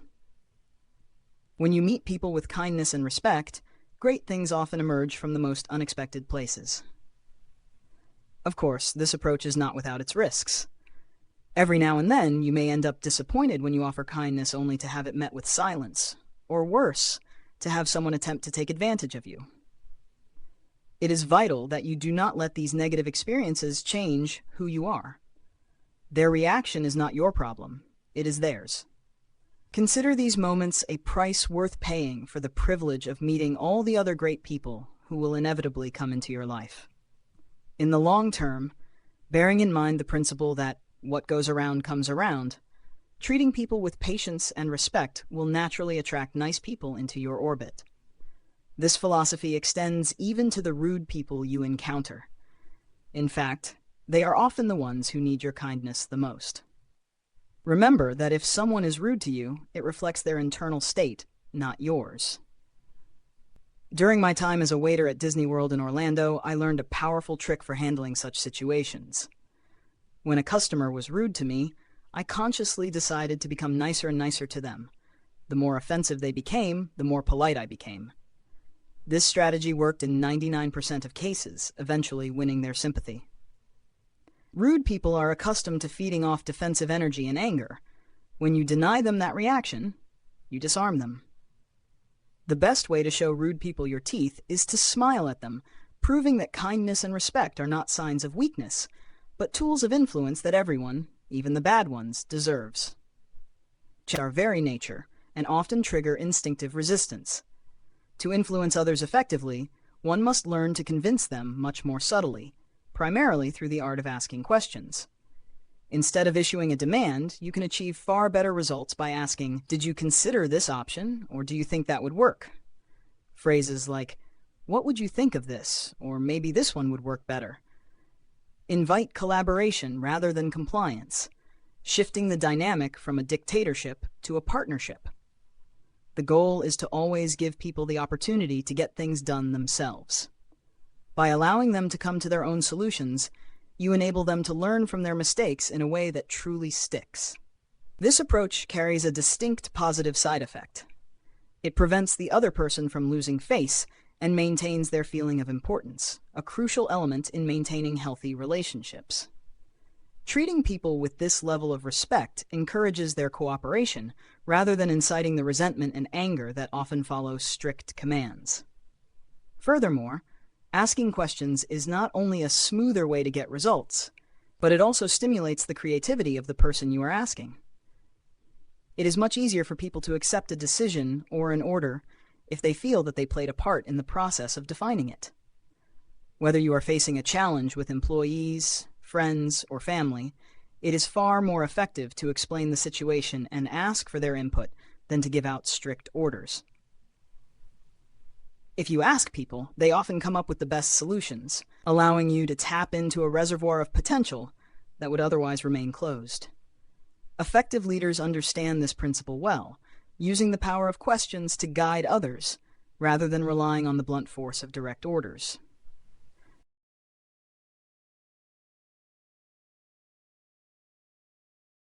Chapter 31. Believe in people's potential. When faced with an employee or team member whose performance suddenly falters, the instinctual reaction is often to resort to pressure or punishment. However, threatening an underperformer usually breeds only resentment and further decline, while firing them triggers a costly cycle of recruiting and training that can consume 3 times a year's salary without truly solving the underlying issue. A far more effective approach is illustrated by a successful businessman who, instead of issuing warnings, invites a struggling employee for a heart-to-heart conversation. By affirming satisfaction with their past contributions and framing the current dip in performance as a shared problem to be solved together, he shifts the dynamic from confrontation to collaboration. This method taps into a profound psychological truth. If you wish to improve a specific skill in a person, you must act as if they already possess it. This principle is not a modern invention, but a timeless insight, captured centuries ago by Goethe, who observed that treating people as they ought to be helps them become what they are capable of becoming. When you remind individuals of their outstanding past work and provide them with a high vision of themselves to live up to, they generally strive to meet those expectations. This phenomenon is known as the Pygmalion effect, a concept that proves our belief in another person's potential can literally bring that potential to life. By seeing them and speaking to them as if they already embody the traits you desire, whether that is competence, reliability, or creativity, you create an environment where those qualities can flourish. The validity of this effect was famously demonstrated in the late 60s by Robert Rosenthal and his team in an elementary school experiment. After administering intelligence tests, the researchers arbitrarily identified a group of students as academic superstars to their teachers, despite these students having absolutely ordinary and randomly selected test scores. The teachers were instructed not to mention this distinction to the students, nor treat them differently, yet they were led to believe these children possessed extraordinary potential. When the tests were repeated at the end of the year, the results were staggering. The randomly selected superstars posted off-the-charts intellectual growth. The researchers concluded that the mere belief of the teachers in the potential of these students had subconsciously altered the teaching dynamic enough to manifest that potential into reality. This power to shape reality through expectation is a tool that can be wielded by anyone who wishes to lead effectively and build trust. By offering respect and demonstrating an unwavering belief in the abilities of coworkers, children, friends, and spouses, you earn their trust and respect in return. The Pygmalion effect is not limited to the classroom or the office. The expectations you hold for those around you, even if never explicitly spoken, constantly shape the reality of your relationships. By choosing to believe in the potential of people, you set the stage for miracles to happen, transforming not only their performance, but the very nature of your connection with them.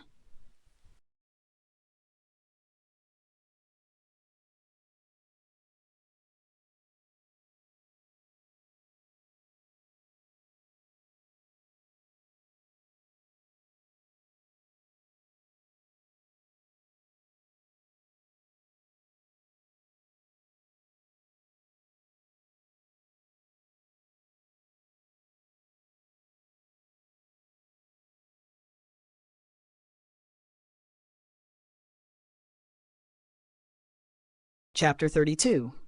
Be an example. We are continually influencing the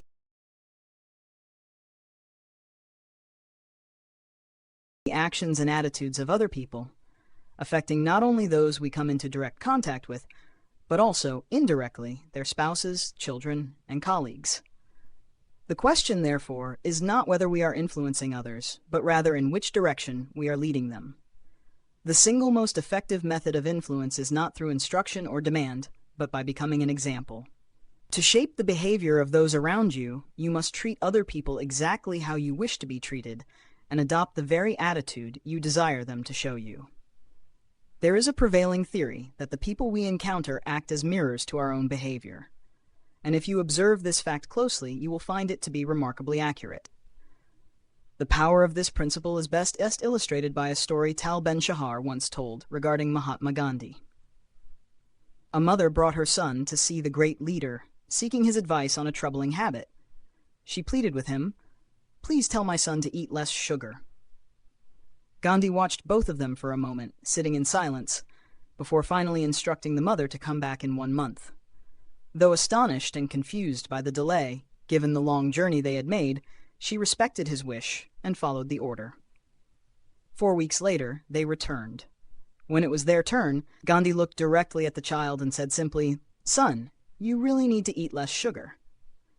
The mother, perplexed, asked the master why he could not have said those few words a month prior, sparing them the arduous travel. Gandhi replied, "Because a month ago, I was eating too much sugar." The lesson here is absolute. The best way to change people is to change them through your own example. It is futile to tell your partner to go to the gym and lose weight if you are not willing to do the same. Instead, simply go to the gym and lose the weight yourself. Do not command your employees to answer every phone call if you are in the habit of letting it ring. Be the first to pick up the receiver. If you are a boss who prescribes training for your staff, you should be the first participant in the room. When the people around you see that you are serious about change, serious enough to embody it yourself, they will inevitably get serious as well. Ultimately, you must accept the hard truth that you cannot force change upon others. What you can do is accept them as they are, while simultaneously striving to be the best possible version of yourself. Instead of complaining about the shortcomings of a partner, colleague, or spouse, focus your energy on becoming the best partner, colleague, or spouse you can be. If you are unsatisfied with your employees, become the best boss possible. When you shift your mindset from demanding that others change to asking how your own changes might inspire them, the dynamic shifts entirely. By becoming the example of what you want to see in the world, you create the conditions for everything around you to change.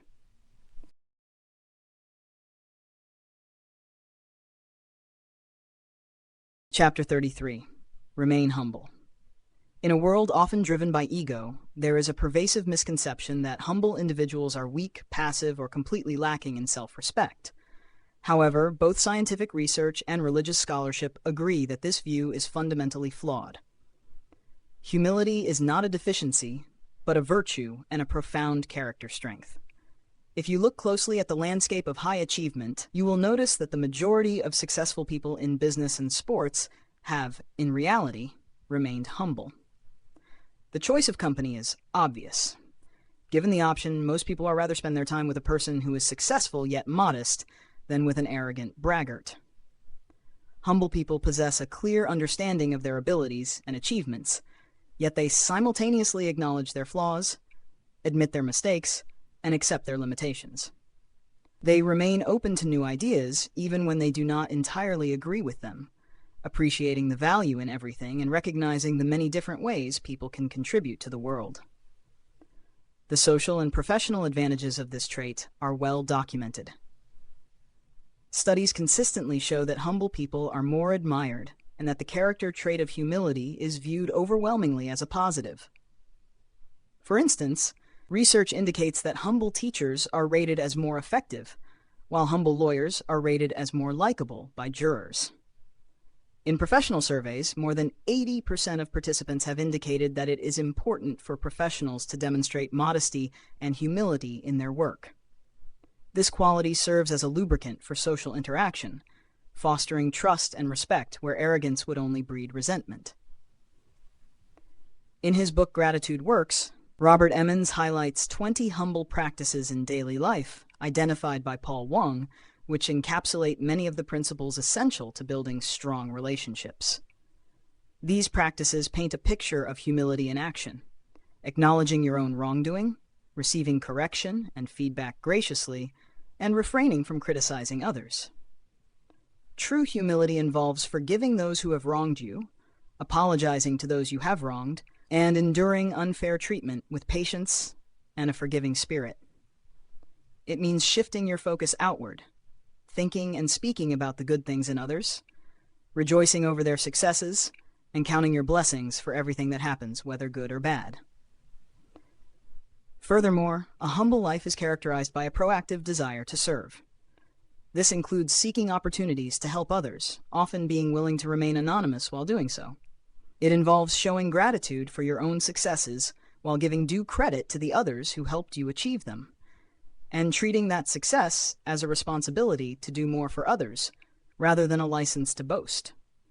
Humility also dictates how one handles adversity. It requires a willingness to learn from failures, assume responsibility for them, and accept one's limitations and circumstances. Finally, it demands treating all people with respect, regardless of their social status, accepting the social realities of discrimination and prejudice, and even finding peace in the lowly status of being an outsider. By embodying these practices, you remain humble and position yourself to enjoy the profound advantages that come with it.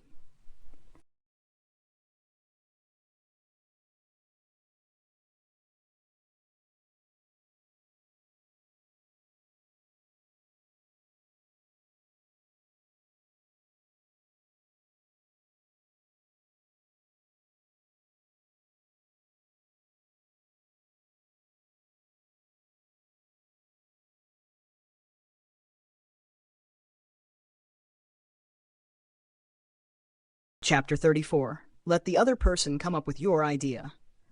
When considering the realm of ideas, one must ask a fundamental question. Which concepts do you find superior, the ones you generate yourself, or the ones others attempt to force upon you? If you are like the vast majority of humanity, the answer is undoubtedly the former. It should come as no surprise that everyone else shares this preference. There is an innate resistance to being sold or told what to think. Deep down, we all crave the feeling that a decision was truly our own, born from our own opinions, wishes, and thoughts. Therefore, the shrewdest approach to influence is not to force your will upon others, but to leverage this psychological reality to your advantage. The most effective method for achieving this is to subtly plant an idea in someone's mind and allow them the space to think about it and meditate on it. Often, you will witness a fascinating phenomenon where that same person returns a few days later, presenting that very concept as their own epiphany, defending it with a passion they never would have shown for an idea that was handed to them. This process relies on patience and the humility to let go of credit, but the results are undeniable. Even the most self-aware among us, myself included, fall prey to this dynamic from time to time, adopting planted seeds as our own intellectual offspring. The easiest and most practical way to facilitate this transfer of ownership is through the art of asking. Instead of presenting a rigid offer to a client, ask them what they really need, or invite them to complete the solution themselves, thereby making the final product a result of their own design. This principle applies seamlessly to personal life as well. If you are planning a family vacation, avoid dictating the destination, and instead ask where everyone wants to go, building a consensus that everyone feels invested in. Whether you are coordinating a night out with friends or a date with your spouse, ask them what they like best or what they would like to do. It is a strategy that is deceptively simple in theory, yet difficult to practice, as it requires suppressing the urge to lead. By asking the right questions, you guide the conversation so that the other person ultimately arrives at your destination, believing all the while that they were the one driving the car. Chapter 35. Be on time. On your way to becoming a master of human relations, you must never underestimate the profound impact of small courtesies, foremost among them being the act of arriving on time for an appointment. Punctuality is far more than a logistical detail. It is a visible sign of discipline and a fundamental demonstration of respect for others. Without it, you risk coming across as slightly offensive, regardless of how nice a person you may be in every other regard. If the inherent value of respect is not enough to convince you, consider the wisdom of an old French proverb: "The while we keep a man waiting, he reflects on our shortcomings." When you are late, you give the other person idle time to dwell on your flaws rather than your strengths. It is true that cultural expectations regarding time can vary significantly across the globe. In places like Mexico and Spain, people may take a very relaxed approach to punctuality, viewing time as a fluid concept. However, in cultures like Germany, failing to be punctual is viewed as highly unprofessional and can single-handedly ruin your chances in any serious endeavor. I have a friend who learned this lesson the hard way, losing a business opportunity worth multiple hundreds of thousands of dollars simply because he showed up 15 minutes late for an appointment with a German company.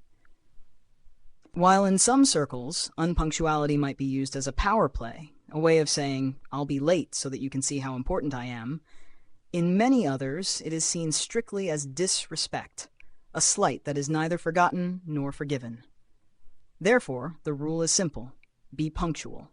You should adopt this habit not merely to be exceptionally polite to others, but because you are actually doing it for yourself.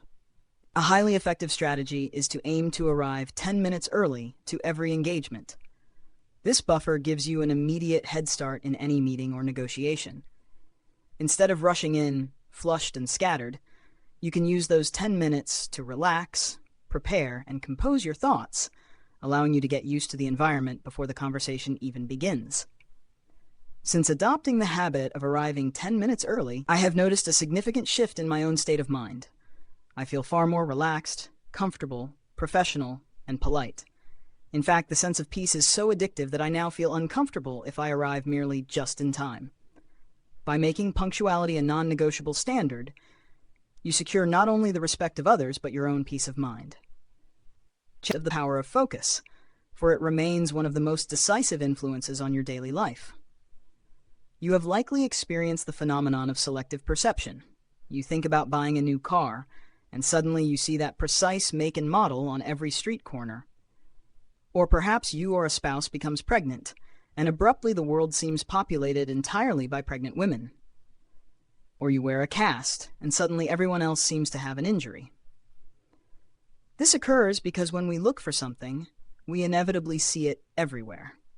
Science tells us that our experience of life is largely a matter of interpretation and choice. Our focus essentially creates our reality, determining our overall perception of the world, which means seeing more of whatever we choose to prioritize. When we apply this principle to our interactions with others, the results can be transformative. If we choose to focus on other people's strengths, we will inevitably see more of those strengths, a shift in perspective that serves as a magic cure for personal relationships. Imagine replacing the habit of nagging a spouse with a deliberate focus on their positive attributes. Suddenly, you might rediscover the very qualities that made you fall in love in the first place. Similarly, if you look at your employees through this lens, you will begin to see their full potential, rather than just their weaknesses and faults. This shift improves relationships not changing the other person, but by changing what you choose to see in them. To practice this, you must learn to look at others in a new way, actively interrogating your own perceptions. Ask yourself what their unique strengths are and what specific qualities make you proud to think of them. Consider what they do best, identify their most significant personal and professional accomplishments, and recognize the specific gifts they possess. By consciously asking what makes a person unique and compelling, you force your mind to acknowledge value that might otherwise have been obscured by minor irritations or habit. We can take this philosophy a step further by choosing to concentrate on our similarities rather than our differences. If we focused on what we have in common, we would see a world defined by connection rather than division, which is undoubtedly a superior foundation for reaching agreements. In any conflict or negotiation, the most essential ingredient for success is the presence of a common goal. Without it, failure is all but guaranteed. By shifting your focus to shared ground and mutual strengths, you change the dynamic of the relationship. As we master the art of seeing the best in others, we prepare ourselves for the next challenge. Learning how to articulate our thoughts effectively, ensuring that when we do have to speak, perhaps even to offer correction, we do so with a smoothness that preserves the connection we have built. Becoming better and more productive when their good behavior is praised and acknowledged, rather than when they are punished or forced to work under pressure. Consider the impact of a critical comment made just before an important presentation. Telling a colleague not to screw it up like last time sets the stage for failure by instilling anxiety. In contrast, offering encouragement by expressing admiration for how they prepare can instill the confidence needed to seal the deal. The notion that criticism is a valid tool for improvement is old and outdated. In reality, it brings only resentment and demoralizes everyone from family members and friends to colleagues and employees. Therefore, the best course of action is to think deeply about whether your critique is truly necessary. Deep down, you know that no good will come of it, so it is often better to take deep breaths or simply leave the room. This caution is particularly vital in the age of digital communication. Be especially careful with emails, for once they are sent, they cannot be retrieved. Unlike the old days, when writing a letter provided a cooling-off period before the mail could be collected, electronic anger is instant. A useful strategy is to write the angry email, but leave it as a draft overnight. In 99% of cases, the desire to send it vanishes by the next day, allowing the anger to leave your system so you can proceed with more important work. We all know people we desperately want to lecture, improve, and change, but it is essential to realize that it is impossible to change others unless they possess the desire to change themselves. Instead of wasting energy on external correction, focus on yourself. Be the change you want to see in others. Be the role model and the example. Criticism is the refuge of small minds, often employed by cowards or those too weak to create something of value themselves.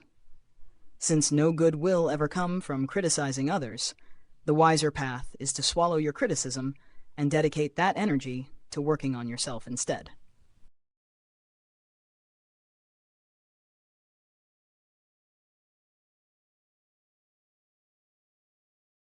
Chapter 38: How to Criticize People Constructively. While the ideal approach to human relations is to avoid criticism entirely, reality often forces our hand, leaving us with no choice but to address issues that cannot be ignored. However, this is a highly sensitive subject that requires extreme care. To understand why, one must simply reflect on their own reactions. Very few people enjoy being criticized. Most individuals you encounter share this sentiment. They dislike being told they are wrong just as much as you do. While it is true that we can learn from critics, the preferred method of learning is almost always without the sting of judgment. If you ever feel tempted to criticize someone merely to put them in their place, to tell them off, or to prove your own superiority, you must stop immediately. For such actions only breed resentment and bad vibrations, working against the very purpose of building friendships. To navigate this delicate territory effectively, it is helpful to abandon the word criticism altogether and replace it with feedback. Feedback implies a desire to help and correct, offering a perspective on how actions are perceived rather than attacking the individual. Well-intended feedback can be a powerful influence, provided it adheres to a set of golden rules. First and foremost, any necessary critique must be delivered in absolute privacy, behind closed doors, and without raising one's voice. The rule of thumb is to praise in public and criticize in private. Violating this by shaming someone openly is a sure way to ruin a relationship, whether professional or personal. Furthermore, the conversation should always begin with praise. By pointing out what the person is doing well before dropping the point of critique, and perhaps sandwiching the correction with another compliment at the end, you make the feedback far more palatable. The content of the feedback is just as critical as the setting. You must rigorously ensure that you are criticizing the specific behavior and never the person themselves. Rather than simply pointing out errors, provide solutions. Work together to discover the right way to do things so that the feedback becomes a roadmap for improvement rather than a dead end. Cooperation should be requested nicely rather than demanded, as demands should only be a measure of last resort. Additionally, efficiency is key. Say it once. If an incident happened only once, there is no need to repeat the correction over and over again. Nagging only serves to irritate. Finally, the delivery of your message often matters more than the words themselves.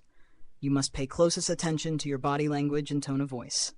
Research suggests that people actually feel better receiving negative feedback delivered with a smile and a pleasant tone than they do receiving positive feedback delivered with a harsh tone and negative body language.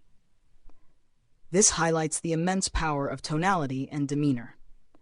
By finishing the session on a friendly note and validating the person's strengths, you ensure that the interaction remains constructive. Criticism should be used only when absolutely necessary, but when it is unavoidable, following these principles ensures it serves to help rather than harm.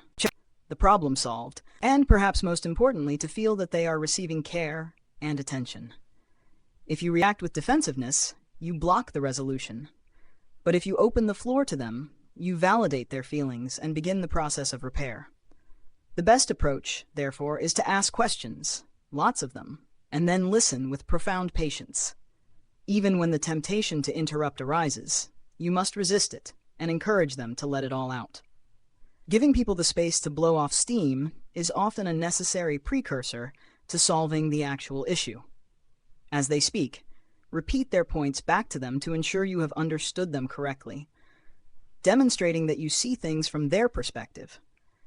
The dynamic of the conversation should be heavily weighted in their favor, with them doing 80 or even 90% of the talking while you do the listening. Your primary goal is to show that you seek a solution that makes them happy, and if you have made mistakes, the only correct response is to admit them and apologize without hesitation. This listening process must be supported by positive body language. Maintain visual contact, nod your head to show you are engaged, and demonstrate your interest non-verbally.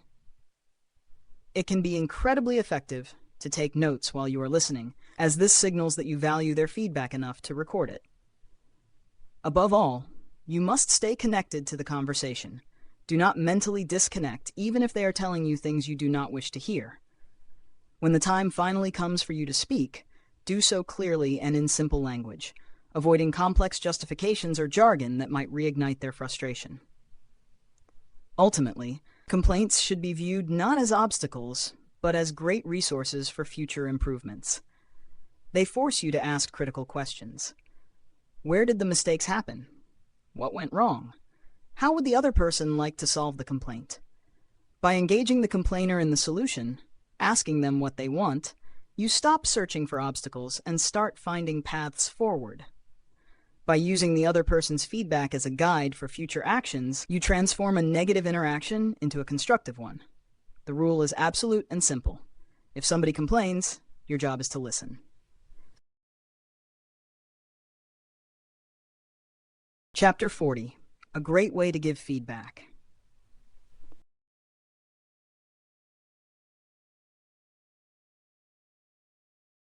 People generally dislike being criticized, yet reality dictates that we cannot simply tiptoe around others indefinitely. When the moment arrives for honest feedback, often termed constructive criticism, there is a specific technique that makes the pill easier to swallow and far more effective: the sandwich method, also known as the feedback sandwich. This approach is designed to navigate the delicate balance between honesty and kindness, ensuring that the message is heard without causing the recipient to shut down defensively. The method functions exactly as its name implies, layering the necessary correction between two layers of genuine affirmation. The process begins with something pleasant. You start the conversation by offering a sincere compliment, highlighting positive attributes, or mentioning what you genuinely like about the person. Once this positive foundation is laid and the person feels valued, you then address the specific behavior or actions that need improvement. Finally, you close the interaction exactly as you began, on a high note, pointing out another aspect of their performance or character that you admire. Within this structure, diplomacy is key, particularly when you reach the critical center of the conversation. It is best to avoid labeling their actions as mistakes. Instead, soften the language by suggesting that if there is anything to improve, it could be this, or noting that there are some things you could do even better. By wrapping the critique in praise, you ensure the message is received without the defensive walls going up. Implementing this strategy leads to significant improvements in relationships both at home and at work. No one desires to be around a nagging spouse or an ever-criticizing boss, and the feedback sandwich offers a way out of those toxic dynamics. You will find that this approach takes you much further than the blunt force of the hammer method ever could. However, there is one critical linguistic trap that must be avoided: the use of the word but. This single word has the power to cancel out everything that stands before it. If you say, "I'm pleased with the way you handle our customers," but the listener will likely discard the praise entirely and focus only on the criticism that follows, damaging your credibility. The solution is simple: replace but with and. By making this small adjustment and beginning every feedback session with praise and honest appreciation, you allow both the validation and the correction to land effectively, fostering growth rather than resentment. There is a principle of immense importance that surprisingly few of us pause to consider: the necessity of letting the other person save face. We are often remarkably proficient at the opposite, ignoring the feelings of others, criticizing them in front of their peers, and pushing aggressively to get our own way. In our rush to assert authority or correct errors, we frequently threaten or demean without sparing a single thought for the damage we are inflicting upon the other person's pride and sense of identity. Yet, the remedy for this destruction requires only a brief moment of restraint. By stopping for just a few seconds to put ourselves in the other person's shoes and exercising a modicum of consideration, we can avoid causing irreparable harm. It is frightening to realize how quickly relationships can be destroyed when we are inconsiderate and refuse to allow others to preserve their dignity. This lack of empathy has tangible, devastating consequences in the professional world. Consider how many talented individuals leave their companies not because they dislike the work, but because they can no longer tolerate the friction with their superiors or colleagues. The adage holds true that people do not change jobs, they change bosses. A leader who habitually crushes the spirit of their team members by stripping away their dignity will soon find themselves standing alone. When someone makes a mistake, the wise course of action is to prioritize the person over the error. Do not destroy the relationship or the individual's self-esteem in a misguided quest for perfection. Instead, choose to be encouraging. By reassuring them that it is normal to make mistakes, and explicitly voicing your continued confidence in their abilities, you create a safety net that allows them to recover their composure. This approach can work miracles. Rather than watching a demoralized person's performance dwindle under the weight of shame, you will likely see their performance boosted, driven by a renewed desire to live up to the high hopes you have placed in them. Letting the other person save face is not just an act of kindness. It is a strategic investment in the longevity and health of your relationships.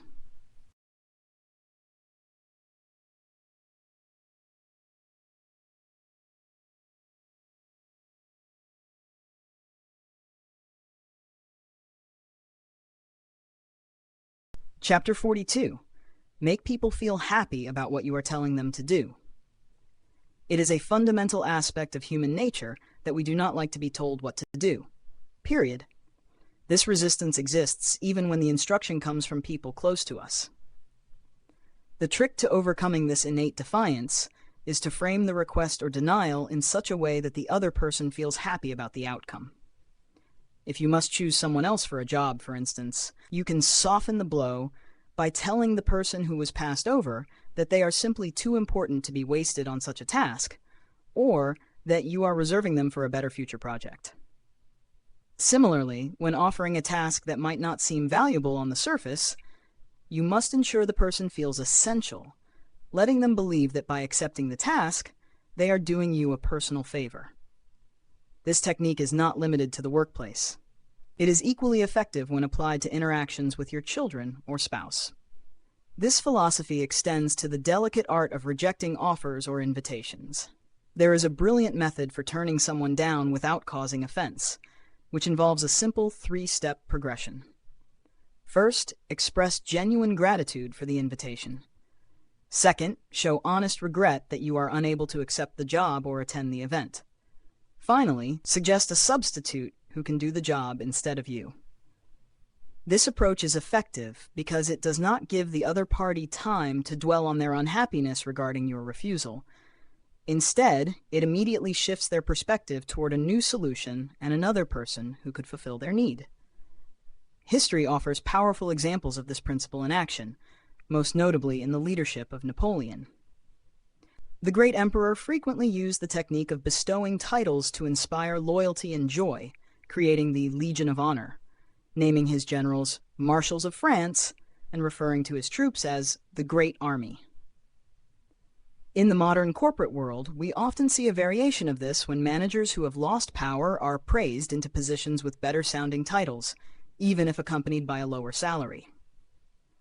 The psychological impact of a title or a feeling of importance can often outweigh the tangible specifics of the role.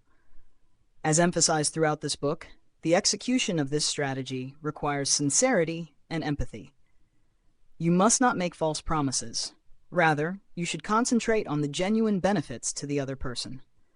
The goal is to avoid giving direct orders and instead convince the person of how they will benefit from accomplishing the task. For example, instead of bluntly saying, "Peter, do this, this, and this," you should say, "Peter, if you could do this and this, it would really make us look great in the meeting in front of the customer." While it would be naive to expect a favorable reaction in every single instance, you are far more likely to change someone's attitude with this approach than by using threats, harsh orders, or pressure. Ultimately, the objective is not to tell people what to do, but to make them happy about what you are asking them to do.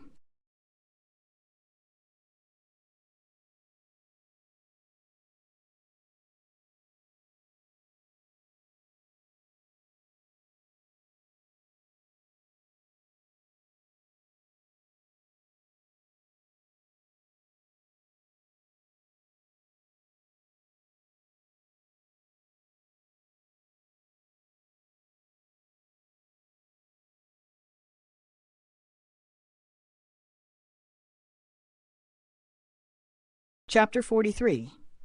Watch your body language. Your body acts as an unyielding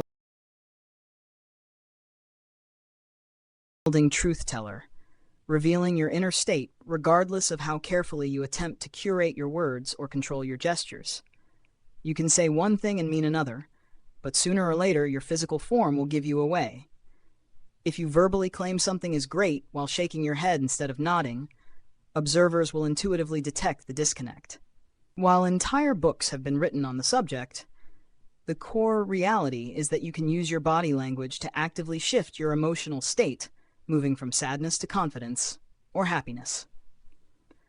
Although the specific statistical breakdown, often cited as words accounting for 7%, tone for 13%, and body language for 80%, has been debated as a myth, the underlying principle holds true. We intuitively understand that a person criticized by a happy-looking boss often leaves the interaction feeling better than a person praised by a boss who looks angry.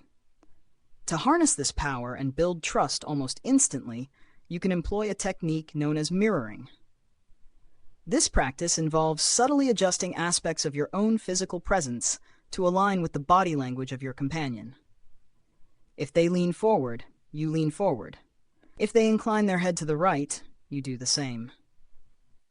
This method works with such efficacy because it communicates directly with the other person's subconscious mind, silently conveying the message that you are like them and that you agree with their point of view.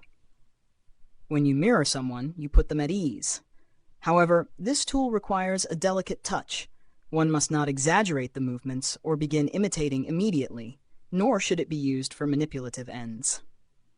You will likely notice that this synchronization happens automatically with people you already share a deep bond with, such as parents or best friends, a phenomenon referred to in neurolinguistic programming and coaching as building rapport. The avenues for establishing this rapport are numerous, ranging from the gross motor movements of the whole body to the subtle nuances of facial expressions. You can mirror the upper or lower body, the angle of the head, or the position of the shoulders. Beyond posture, you can align your vocal characteristics with theirs, matching their tone, volume, speed, and patterns of emphasis. Pay attention to the specific language they use, their gestures, and any repetitive phrases that pepper their speech. On a deeper level, you can even synchronize your breathing rhythm with theirs. This comprehensive approach creates a profound sense of alignment that transcends verbal communication. Once this connection is firmly established, you can use it to positively influence the interaction by taking the lead. This is done by performing the opposite action of your companion to shift the energy of the conversation, such as speaking more slowly when they are excited, or uncrossing your arms while theirs remain closed. This maneuver also serves as a litmus test for the depth of your connection. If the other person unconsciously follows your lead and adjusts their body movements to match yours, you know that real rapport has been achieved. By practicing these techniques with care and observation, you will witness a significant transformation in your relationships, as the silent language of the body opens doors that words alone cannot unlock.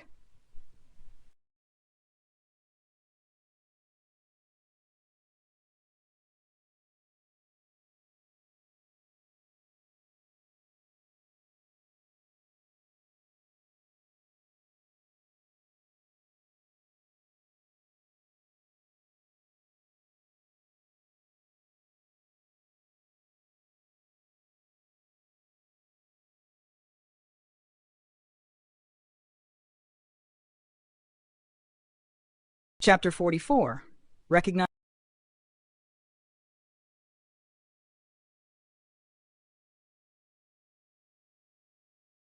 the worth of every individual. If you fail to recognize the personal worth of others, you are inadvertently steering your life toward a great deal of trouble. This negligence effectively marks the beginning of the end for all human relationships, sowing the seeds for outcomes as severe as divorce, endless quarrels, or the departure of valued employees.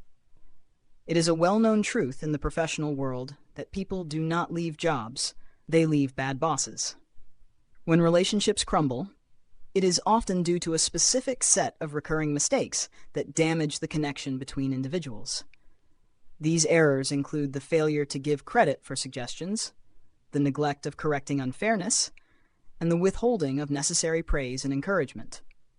Further damaging behaviors include the destructive habit of criticizing people in front of others, failing to ask employees for their opinions, keeping them in the dark regarding their progress, and engaging in favoritism.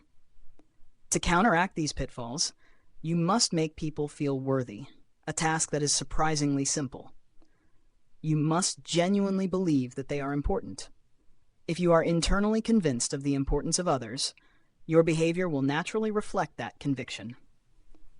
People possess a deep-seated desire to feel significant, and if they perceive that they matter to you, they will feel a sense of worthiness. This is something you have the power to influence directly. By cultivating the belief that those around you are important, this mindset will manifest automatically in your vocal tone, your body language, and every action you take. It begins with the simple act of noticing people. Everyone wants to be noticed, and when you take the time to see someone, you are paying them a profound compliment. You boost their morale by effectively saying, "I recognize you," and the result is that people become friendlier, more helpful, and far better workers. Furthermore, you must learn not to compete with the people you are trying to connect with. There is absolutely no need for it. If someone shares a story about the great things they have achieved, resist the urge to counter with a story of something even greater that you have done. Instead, show genuine interest and let them know that you are impressed. If you tell them that they influence or inspire you, you will win an ally for life, and they will likely regard you as one of the smartest and kindest people they have ever met.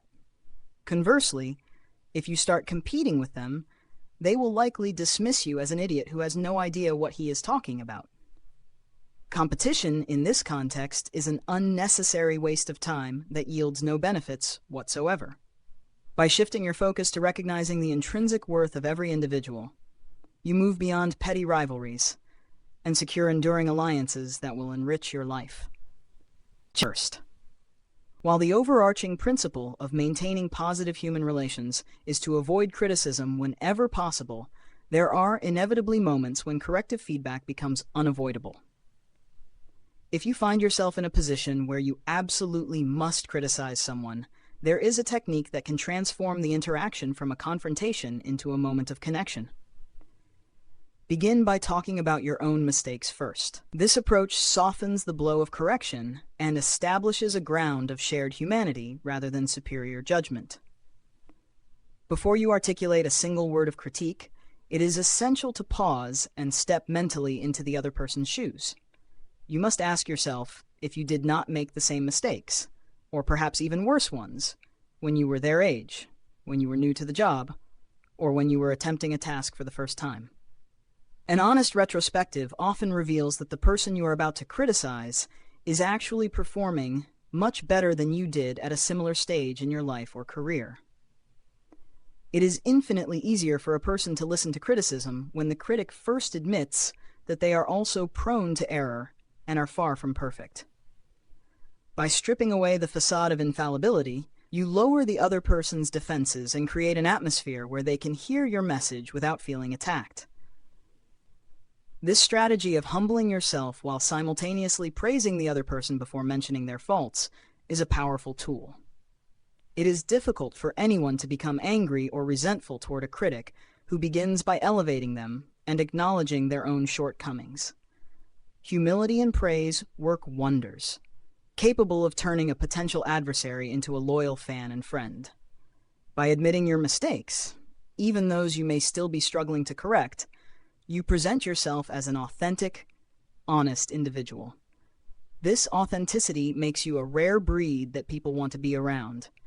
And in the best-case scenario, this shared vulnerability creates a safe space where you can convince someone to change their behavior and avoid the very pitfalls you once stumbled into. By mastering the art of prefacing critique with self-disclosure and praise, you ensure that your advice is sought after rather than shunned. This method preserves the dignity of the other person while allowing you to offer necessary guidance, reinforcing the ongoing theme that effective communication is less about asserting authority and more about fostering a mutual desire for growth and improvement. Chapter 46. Be nice. If you genuinely desire to make friends, be liked, and exert influence over those around you, there is a recipe for success that is disarmingly simple. Be nice. It is easy to fall prey to the antiquated and cynical belief that good guys always finish last, or to harbor a fear that kindness will only invite others to cheat you or trample upon your good nature. While it is true that this can happen, and indeed, it has happened to many well-meaning people, myself included, the ultimate calculus remains in your favor. In the grand scheme of things, you win. It is far better to accept the occasional risk that someone might take advantage of you than to close yourself off and miss out on the multitude of wonderful people you might meet simply because you chose to be a nice person. In the real world, contrary to the cliché, good guys and girls actually finish first. However, adopting a philosophy of kindness does not equate to becoming a doormat or allowing others to get the better of you. There is a crucial distinction between being kind and being weak. If you notice that people are abusing your goodwill, the appropriate response is to confront them and banish them from your life, ensuring that they are the ones who miss out on the value you provide. A perfect illustration of this balance is found in my friend Manuel, who is perhaps the nicest man one could imagine. Always smiling and perpetually helpful, he draws people to him effortlessly and wields an immensely powerful network to assist everyone he can. Yet, he maintains a firm boundary. If he notices someone taking advantage of him, he informs them clearly that they have forfeited their place in his inner circle. He operates on a strict code. He is the kindest person to those who are kind, but if someone is rude, disrespectful, or malicious, he is prepared to be even more formidable in return. I have never seen this side of him, and I never will, simply because I treat him with the kindness he deserves. Being nice pays substantial dividends in the long term, reinforcing the universal truth that what goes around comes around. When you make an effort to empower people and actively look for the greatness within them, you participate in the creation of that greatness. Your belief in a person's potential often serves as the catalyst that awakens it. Therefore, in every interaction, you should strive to identify the unique gifts and special qualities that reside within the person across from you. Focusing on these positive attributes not only enriches your connection with them, but also makes you more tolerant of those who are less friendly. Instead of judging them, you can simply tell yourself that they possess great qualities, but are currently enduring a difficult day. By committing to kindness while maintaining the self-respect to say no or enough is enough when necessary, you master the balance required for true social influence. This approach solidifies the understanding that being a person of high character is not about naivety, but about making a conscious choice to bring light into the world while protecting one's own peace, setting the stage for relationships that are both genuine and mutually respectful. If your goal is to become a people magnet, the directive is clear. Be positive. Irradiate positive vibrations wherever you go, smile frequently, and actively seek solutions. When you embody this energy, people will naturally love to be in your company. The most encouraging news is that optimism is a learned skill, not a genetic lottery win. The fundamental difference between an optimist and a pessimist lies solely in how they interpret events. Pessimists tend to view negative events as permanent and personal, internalizing failure with thoughts like, "What's wrong with me?" or "I'll never learn." In contrast, optimists view setbacks as temporary hurdles. They might think, "I wasn't in good shape today. I'm sure I'll do better tomorrow," or simply, "Nevertheless, I'm one step closer to the goal." Where some see failure as a catastrophe that warrants giving up, others see it as a vital opportunity for growth and success. The benefits of adopting this mindset extend far beyond social popularity. Optimists are generally more successful in their endeavors. They possess stronger biological and psychological immune systems, and studies suggest they even live longer. Though this statistic should not be taken as a license to indulge in unhealthy habits like smoking 40 cigarettes a day, as optimism has its limits against physical damage. However, it is crucial to practice what can be called realistic optimism. We have already established that falseness gets you nowhere, and false optimism is no exception. It eventually leads to disillusionment, anger, and hopelessness. Instead, aim to be a realistic optimist who understands that positive thinking alone is insufficient. You must combine your optimism with passion and hard work to complete the success formula. By lifting people's spirits sincerely and bringing positivity to every interaction, you offer a gift that costs nothing, but ensures people will actively seek your company. Chapter 48. Praise and praise a lot. Praise and acknowledgement possess a power that extends far beyond simple politeness. They are fundamental drivers of human performance and well-being. While we have always intuitively understood the value of a kind word, recent studies have now quantified this impact with startling clarity. The data reveals that individuals who receive praise just 4 times a quarter tend to stay with their employers longer and perform at a significantly higher level, potentially saving companies hundreds of thousands of dollars in turnover and lost productivity. Indeed, when people are asked to recall their best day at work, they rarely cite a pay raise or a completed project. Instead, they almost invariably describe a day when their boss offered them genuine praise. However, the influence of praise reaches far deeper than professional efficiency. It has the capacity to fundamentally alter the trajectory of a human life. As Dale Carnegie noted in his classic Examinations of Human Influence, a few words of encouragement can be the difference between tragedy and triumph. It was praise that steered the future of H.G. Wells, lifting him from a suicidal state to become one of the great American novelists and a father of science fiction. Similarly, Lawrence Tibbett was transformed from a struggling church choir singer barely making ends meet into a famous opera star and recording artist, all because someone took the time to offer a little encouragement. These stories serve as potent reminders that the great artists and leaders we admire were often forged by the belief others placed in them when they could not yet believe in themselves. You must harness this power by praising even the slightest improvements in those around you. By inspiring everyone you meet to utilize their hidden talents, you ignite a desire within them to keep improving. If you look back at your own life, you will likely find pivotal moments where a few words of validation changed your entire future. Often, it is the praise of a parent that sustains us when the rest of the world has discarded us. It is said that Enrico Caruso, the most celebrated opera singer of his time, was once told he could not sing at all, yet he persevered because his mother consistently encouraged him and praised the unique quality of his voice. If you shift your focus to praising what people do well, rather than constantly reminding them of their faults, you will witness veritable miracles. People inevitably capitalize on praise.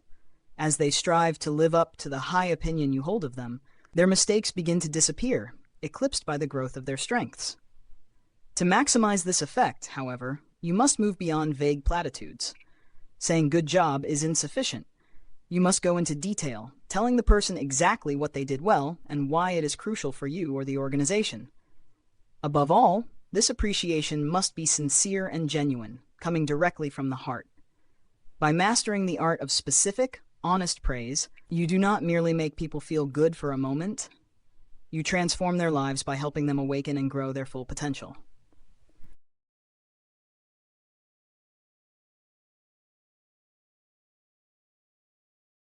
Chapter 49. How to Make a Good Impression. Second part. It is imperative to remember that you have roughly 3 seconds to make a good first impression. Within this razor-thin window, your very first words and actions will set the tone for the entire encounter. To master this moment, you must begin your conversations on a positive note. A simple yet life-changing trick is to ask yourself one clarifying question before stepping into any meeting or picking up the phone. What do I want from this? This intention grounds your energy and directs the interaction purposefully. If you find yourself worrying about what others will think of you, rest assured that you are in good company, as most people share this anxiety. However, there is encouraging news. How you are perceived is largely within your own power. Other people form their opinion of you based primarily on the opinion you hold of yourself. If you feel that you are not being perceived in the way you would like, the solution lies in looking inward. Ask yourself how you currently perceive yourself and how you wish to be perceived. Then begin acting in alignment with that desired image. Authenticity is key here. As discussed previously, if you attempt to be someone else, you are subconsciously reinforcing the belief that you are not good enough, a sentiment that inevitably transmits to your surroundings. Instead, value everything: yourself, your job, your family, and others. The more sincere value you place on these aspects of your life, the higher the regard others will have for you. However, sincerity is non-negotiable. Feigned value will backfire. Avoid the outdated tactic of knocking down the competition or other people to make yourself look better, as this only damages your reputation. Instead, focus on boosting your own strengths and productivity, striving to be so good that others simply cannot ignore you. Finally, keep your conversations optimistic, for nobody desires the company of a complainer. Approach interactions with the confidence that people will like you. Statistically, at least 50% of the people you meet will. If you encounter someone who does not, maintain your professionalism and friendliness, and simply tell yourself that they must belong to the other 50%. The paradox of making a great impression is that you should not try too hard to make one. Instead, focus your energy on telling everyone around you that they are making a good impression. By shifting the spotlight away from your own performance and onto the value of others, you naturally become the kind of person everyone wants to know.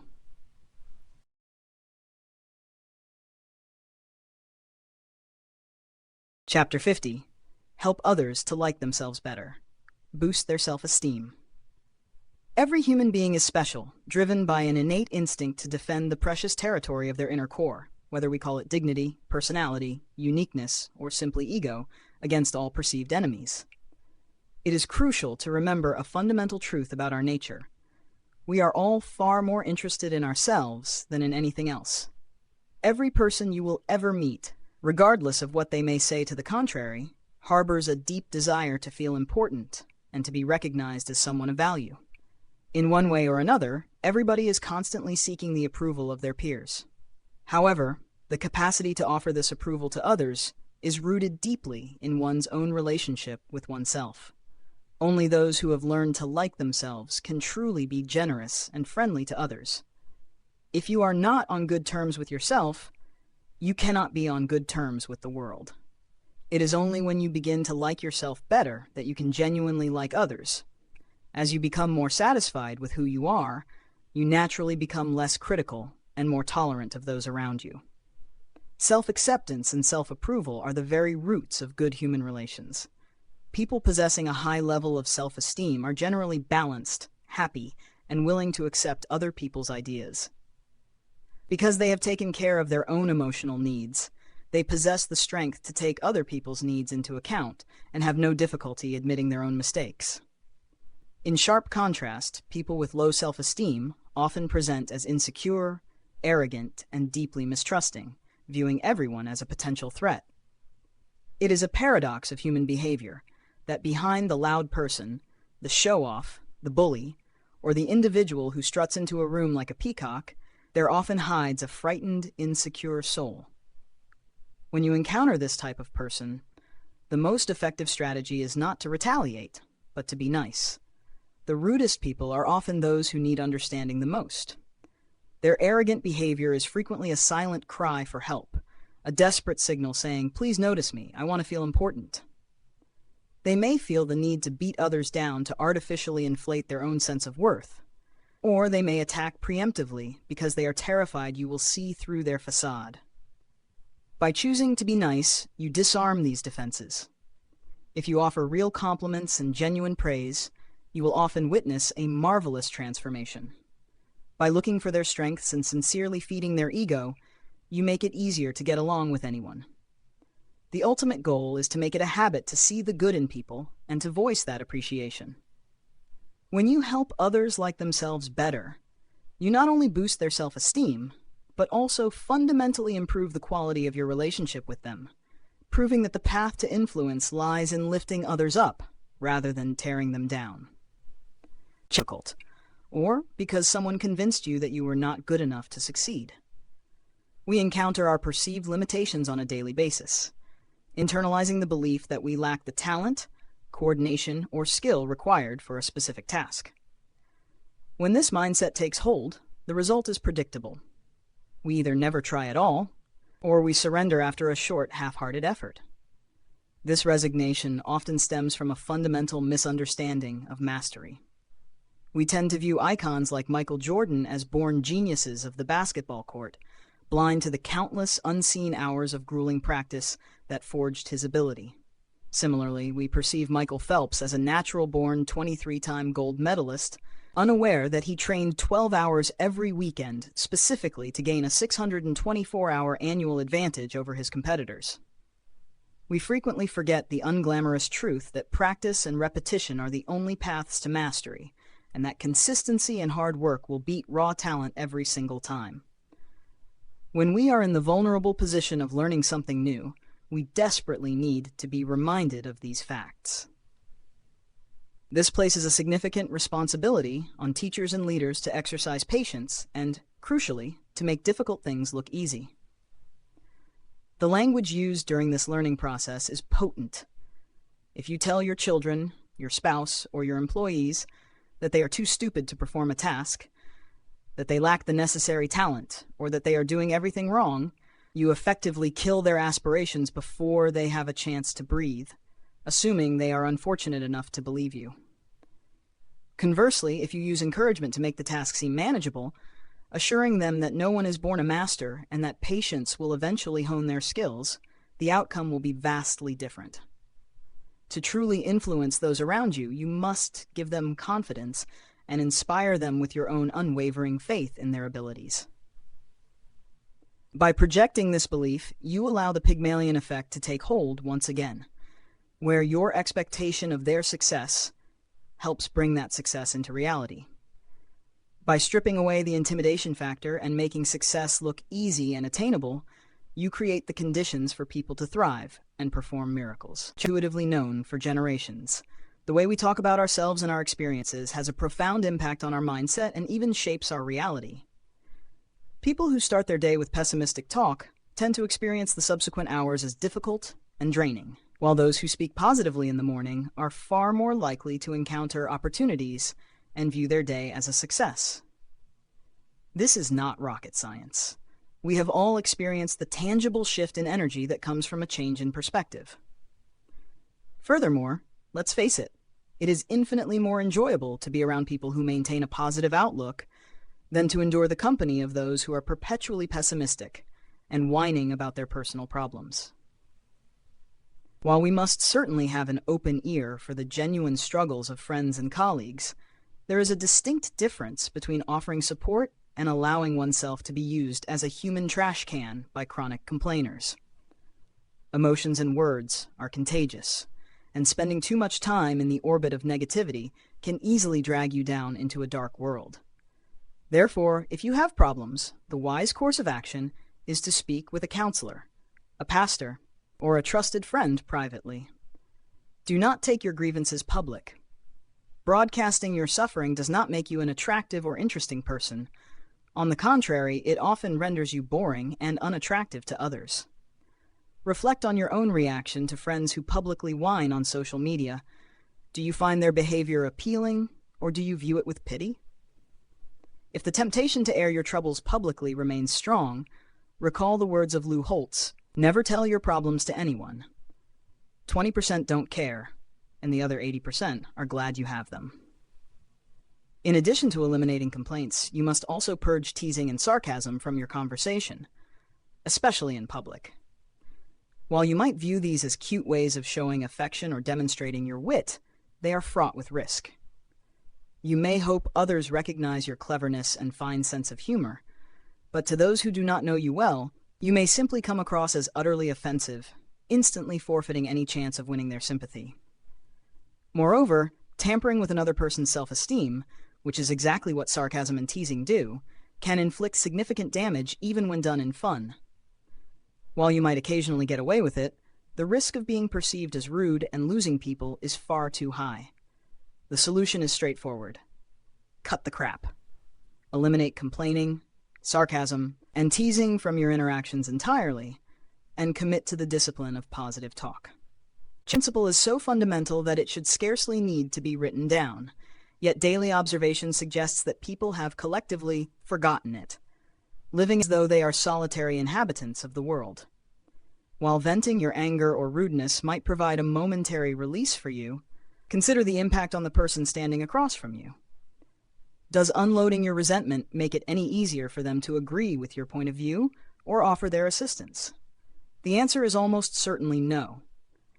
If you require something from another person, the surest path to success is to remain friendly, even when the circumstances make it difficult. The dynamic of human interaction generally dictates that friendliness begets friendliness in return, whereas displaying anger rarely yields the desired result. Being kind and approachable is far more likely to change minds and secure help than engaging in shouting matches. This is not mere theory, it is a practical reality that works reliably when put to the test. Dr. Joseph Murphy, in one of his books, offers a powerful piece of advice. Become friendlier. The ruder they get, and you will win them over.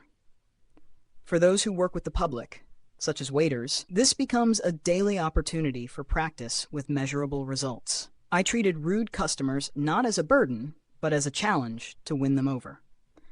In 99% of cases, this strategy succeeded, often resulting in a generous tip. The lesson is straightforward. Be friendly, and you will reap the rewards. As we close this chapter on the simple power of friendliness, we prepare to delve into the specific mechanics of conversation in the next section, exploring how the art of asking questions can further unlock the potential of your interactions.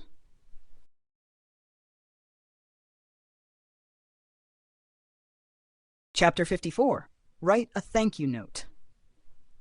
One of the most profound and nearly magical methods for improving your relationships lies in the simple act of writing thank you notes. While it is obvious that receiving such a note is a joyous experience, science has discovered that the practice is just as beneficial, if not more so, for the sender.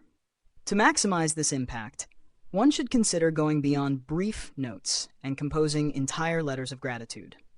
While a short note serves as a sign of politeness and kindness that validates the receiver, a detailed letter can significantly boost your own well-being. Studies indicate that writing gratitude letters can increase personal happiness and decrease symptoms of depression for as long as 3 months after the letter is written. While the benefits are reportedly highest if the message is delivered in person, even a simple email can serve as a powerful conduit for this connection. Ideally, you should identify one person who has made a major positive difference in your existence, someone whom you have never properly thanked for their influence, and take the time to write them a thoughtful note. This practice need not be a one-time event. Adopting a routine of writing to one person a week can transform your outlook. Gratitude stands as one of the single best ingredients for happiness and thriving relationships, acting as a potent antidote to the corrosive emotions that damage our connections, such as greed, envy, jealousy, rage, and arrogance. It is a psychological impossibility to be truly grateful and unhappy at the same time, just as one cannot be simultaneously worried and grateful, or angry and grateful. By choosing gratitude, you effectively displace these negative states. To fully integrate this philosophy, showing gratitude must become a daily habit extended to everyone from colleagues and parents to the cashier at the supermarket, the mailman, or your children's basketball coach. Creativity in finding reasons to give thanks is encouraged, but there is one non-negotiable requirement: sincerity.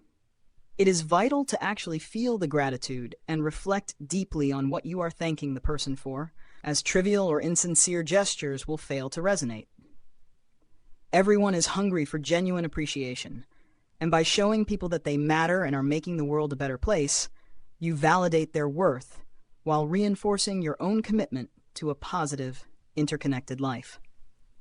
By mastering the expression of gratitude through the written word, we move beyond the transient nature of spoken conversation and create lasting artifacts of appreciation. This practice solidifies the principles of connection and kindness, anchoring the lessons of influence in a tangible habit that continuously nourishes both the individual's spirit and the social bonds they have worked so diligent to cultivate.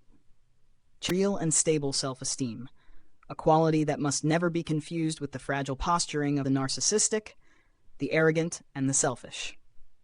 You must learn to identify and stay away from these individuals, for they are operating under a facade of pseudo-self-esteem. This false confidence is merely a pretense of self-belief and self-respect entirely lacking in reality. It hides behind the illusion of strength, but possesses none of its substance. When someone walks into a room showing off, bragging, and strutting like a peacock, do not mistake this display for high self-esteem. In truth, this behavior is the exact antithesis of a healthy self-image. If given the choice, one should avoid the company of such people, not only because their presence is draining, but because their internal void dictates how they treat you. People plagued by false self-esteem will inevitably judge and value you, just as they judge themselves, solely by your achievements and results, never for who you actually are. Instead, you should seek out and stick around those with higher levels of true self-esteem. You will find that these individuals are predominantly humble, possessing a quiet confidence that feels no need to continually show off or demand attention. Your focus must be on becoming an example of the authentic alternative. You must work diligently on your own character to display a self-esteem that is founded in reality, in actual performance, tangible success, and daily practices. This genuine confidence is the product of effort and hard work, not illusion. When you embody this real self-esteem, you will naturally attract people to you. Furthermore, your example may serve as a beacon to those trapped in false self-esteem, showing them that there is no need for such exhausting self-protection. You demonstrate that one can build real worth, that being wrong or vulnerable is not a weakness, but a sign of strength, and that it is safe to let go of arrogance, selfishness, and a false sense of security.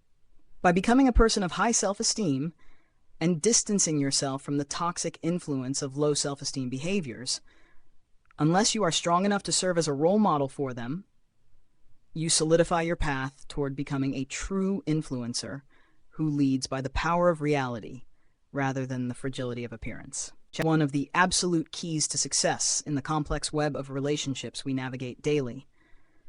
While it is undeniably easy to judge and condemn those around us, a task any fool can accomplish with little effort, it is infinitely more difficult, yet far more rewarding, to try to understand them. Possessing the patience and the willingness to make a genuine effort to understand others, to discover exactly what makes them tick, allows you to achieve almost anything. When you cultivate this depth of understanding, people will inevitably love to be around you, drawn by the rare comfort of being truly seen.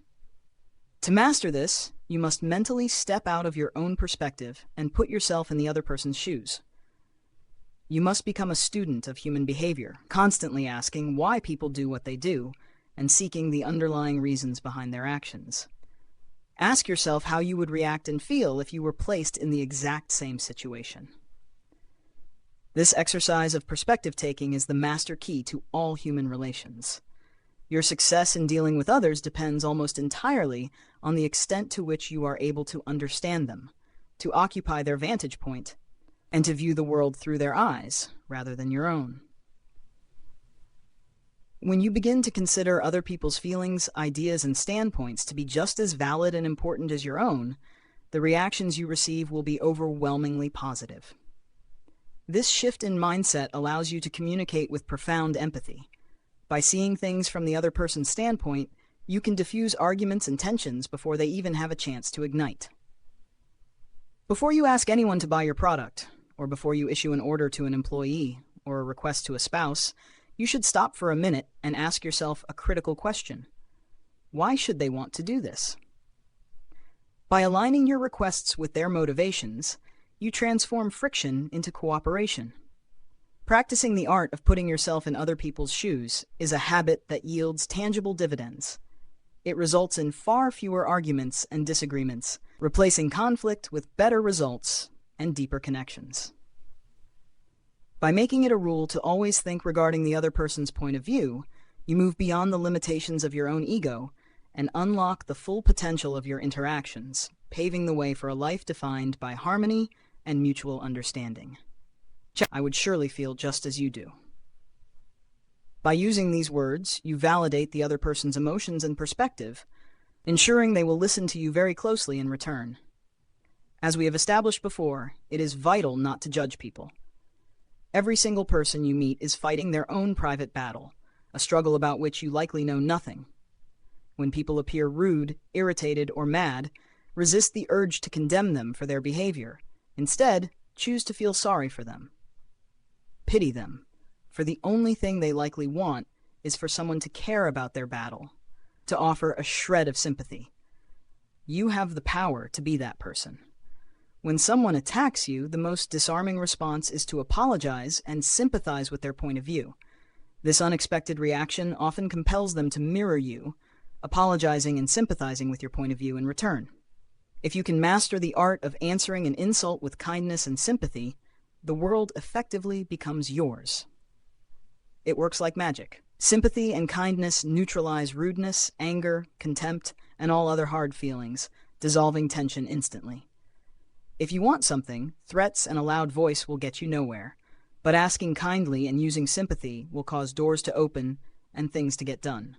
We all crave sympathy, and if you want to win people over, you simply need to start practicing it. We suppose we know what other people think or believe, and then, tragically, we take these fabrications for reality and react to them as if they were facts. From this point forward, it is drama all the way.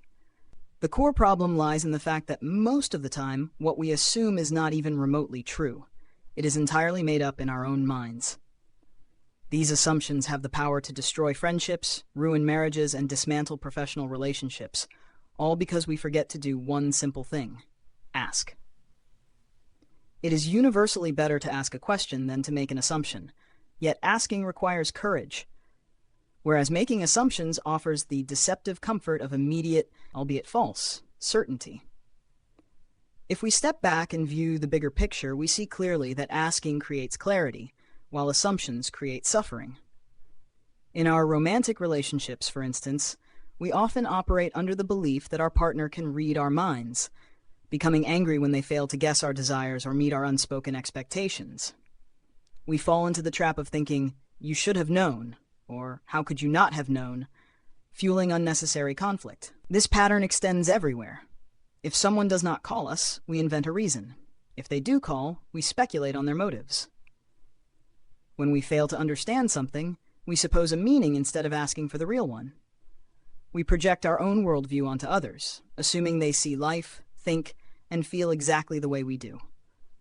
We even make damaging assumptions about ourselves, deciding prematurely what we can and cannot do without ever testing our limits or putting in the time to learn.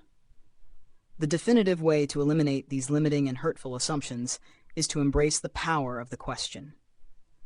Ask for clarity. Confirm that you truly understand what is being said to you. Once you possess the answer, the need for assumptions vanishes, and the truth is laid out plainly before you, freeing up your energy for more constructive pursuits. When you stop making assumptions and start asking questions, your communication reaches a new level of clarity, liberated from mental dramas and imagined worst-case scenarios. This shift will inevitably transform your relationships. Some will deepen and improve, while others may reveal themselves as incompatible, allowing you to let them go. Stop making assumptions and start asking questions, for this single change has the potential to alter everything.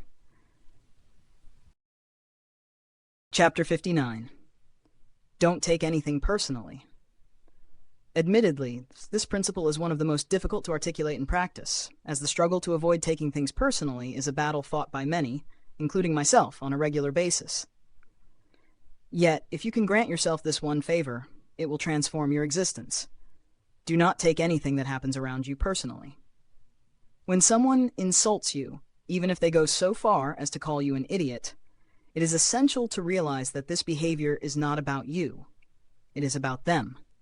In the vast majority of cases, the negativity directed toward you has absolutely nothing to do with your character or actions. Instead, it is a projection of the other person's own internal problems, insecurities, and turmoil onto you. The only exception to this rule is if every single person you meet makes the same complaint, in which case self-reflection is warranted. Otherwise, the vitriol belongs entirely to the sender.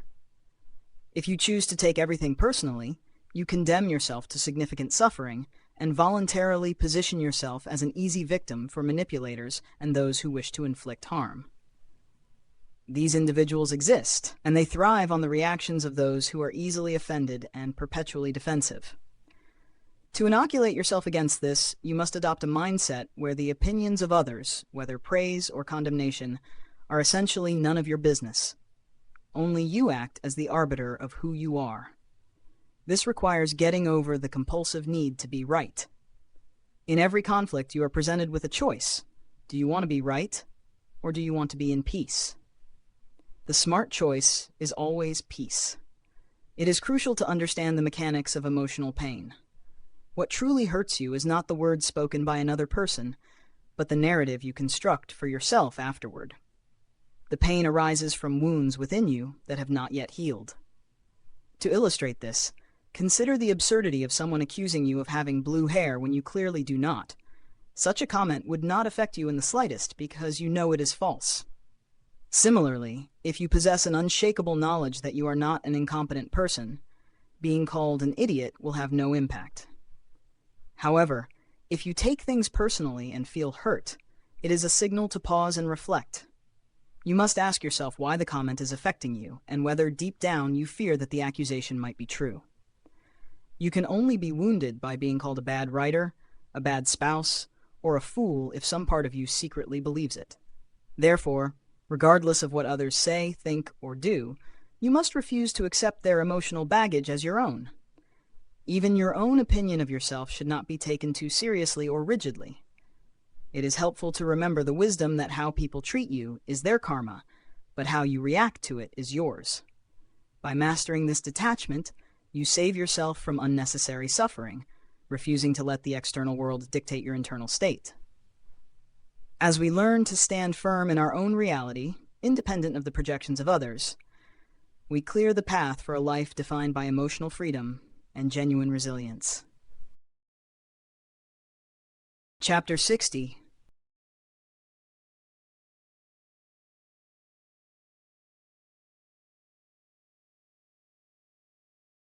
Stop spending time with the wrong people. Throughout this book, the focus has been on techniques for fostering positive relationships, getting along with people, extending friendliness, and showing empathy.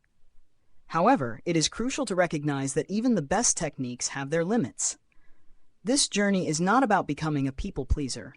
It is about cultivating honest, quality relationships. The hard truth is that you simply cannot get along well with everyone you meet, and sometimes the connection just isn't there.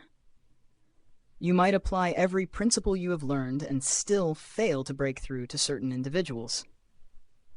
Wayne Dyer offered a liberating perspective on this, suggesting that we should accept that roughly 50% of the people we meet will not like us, regardless of how nice or competent we are. When you encounter someone who falls into this category, simply tell yourself, well, I guess this is just one from the other 50%, and move on. Crucially, do not attempt to change yourself to win their approval. Stay authentic, for twisting yourself into knots to please the wrong people is a useless endeavor. Furthermore, trying to get along with others does not equate to becoming a doormat. There are times when you must respond to rude, arrogant, or bullying behavior with firmness, perhaps even answering in kind. It is totally okay, and indeed necessary, to set clear boundaries that others cannot overstep. If you are serious about improving your life, your self-esteem, and your happiness, you must be vigilant about who you allow into your inner circle. You must actively choose to stay away from toxic individuals who belittle you or drain your energy, and instead surround yourself with those who support your growth and help you leverage your strengths. This selection process is vital because attitudes and emotions are highly contagious. As Jim Rohn famously stated, you are the average of the 5 people you spend the most time with, a concept that science has repeatedly validated. If you spend too long around people who disrespect you and drag you down, they can gradually convert you into a negative and cynical person. Conversely, spending your time with people who motivate you, believe in you, and bring out your best qualities will empower you to take the right actions and gain courage. Life is simply too short to waste on those who do not treat you with love and respect. Let go of the relationships that constantly hurt you, and make space for new friends who will empower you to thrive. Sensitive to criticism and perpetually on the defensive, creating a tense atmosphere that suffocates connection. This dynamic worsens significantly when we project these expectations onto our spouses, partners, or friends.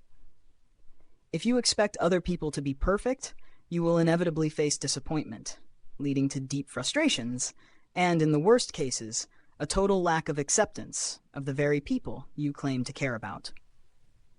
Perfectionism also inflicts indirect harm on our relationships by attacking our own self-esteem. The constant feeling of failure and the lack of self-acceptance that plague many perfectionists drain their confidence, making it impossible to develop a healthy self-image.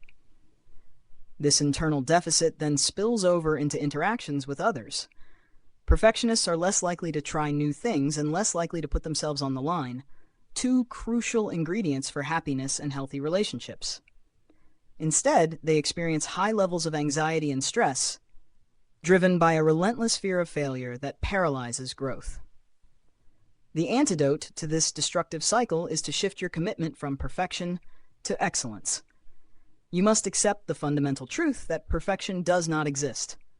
It is enough to always give your best effort. Sometimes that will get you close to perfect, and many times it will not, but that is no problem. If you can truly own this truth, though it may require significant practice to internalize, you will experience far less anxiety and frustration, paving the way for far better relationships. You will transition from merely experiencing a temporary relief when things go right to genuinely enjoying the journey of your life, embracing its ups and downs and inherent imperfections. By getting rid of perfectionism, you open the door to lasting satisfaction in your relationships and a much higher level of happiness in life overall. Chapter 62. Solve your problems right away. One of the most observant realizations you can make about human behavior is noticing how much time and energy some people dedicate to avoiding their problems rather than trying to solve them. These individuals dance around the issues, casting blame on others and generally creating an atmosphere that is draining to be around. It is rarely enjoyable to spend time with those who not only possess a surplus of problems, but also refuse to make the slightest attempt to resolve them.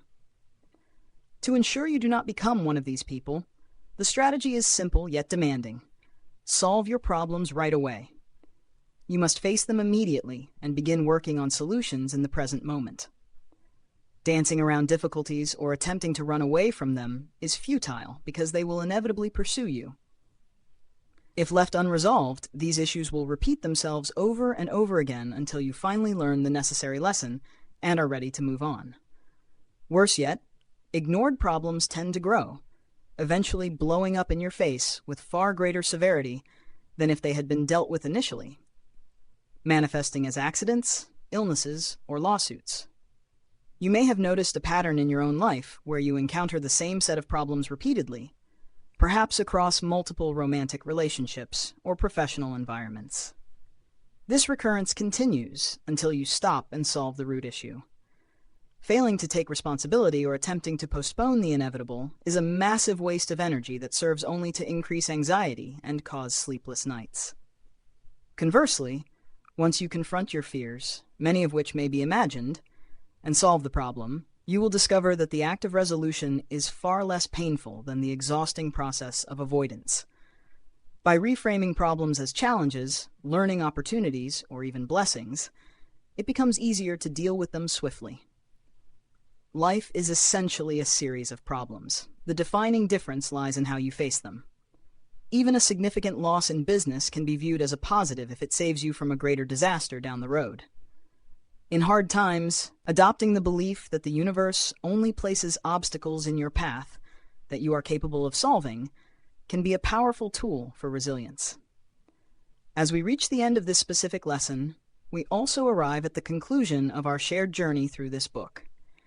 It has been a pleasure to guide you, yet it is crucial to understand that reading these words was merely the beginning. While I hope you enjoyed the process, reading alone is insufficient to take your relationships to the next level.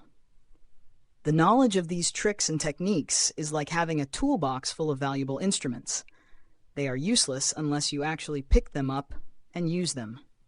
If you desire a better life, more happiness, greater success, and deeper connections with friends, colleagues, partners, and family, you must start applying this knowledge today. You need not do everything at once. Start small. Choose the proposals that resonate most with you, and practice them daily. Like compound interest, these small changes will build up to something immense over time. However, be prepared for resistance. It is a common phenomenon that when we work toward a goal, we are tested. During the writing of this book, I found myself in more strange interpersonal situations than ever before, which I viewed as tests to ensure I could apply the very characteristics I was describing. You will likely face similar tests. When things do not go well, your attitude will be crucial. Maintaining a positive mindset during these trials is the hallmark of a true doer. Join the small percentage of people who apply what they learn, for the effort will be worth it. This mission to empower people to create the lives they want is central to my work as a coach and author. Having rebuilt my own life from the ground up after being fired, transforming from jobless to a bestseller with works like 30 Days, Change Your Habits, Change Your Life. I understand that many want change, but few are willing to do the consistent work required. Whether through this book or others like The Productivity Revolution or Destination Happiness, the message remains the same. You can plan and create success by installing habits that support your goals. If you have found value in these pages, consider gifting this knowledge to others, sharing your thoughts through a review, or exploring further resources to continue your growth. The tools are now in your hands. Go and take your life to the next level.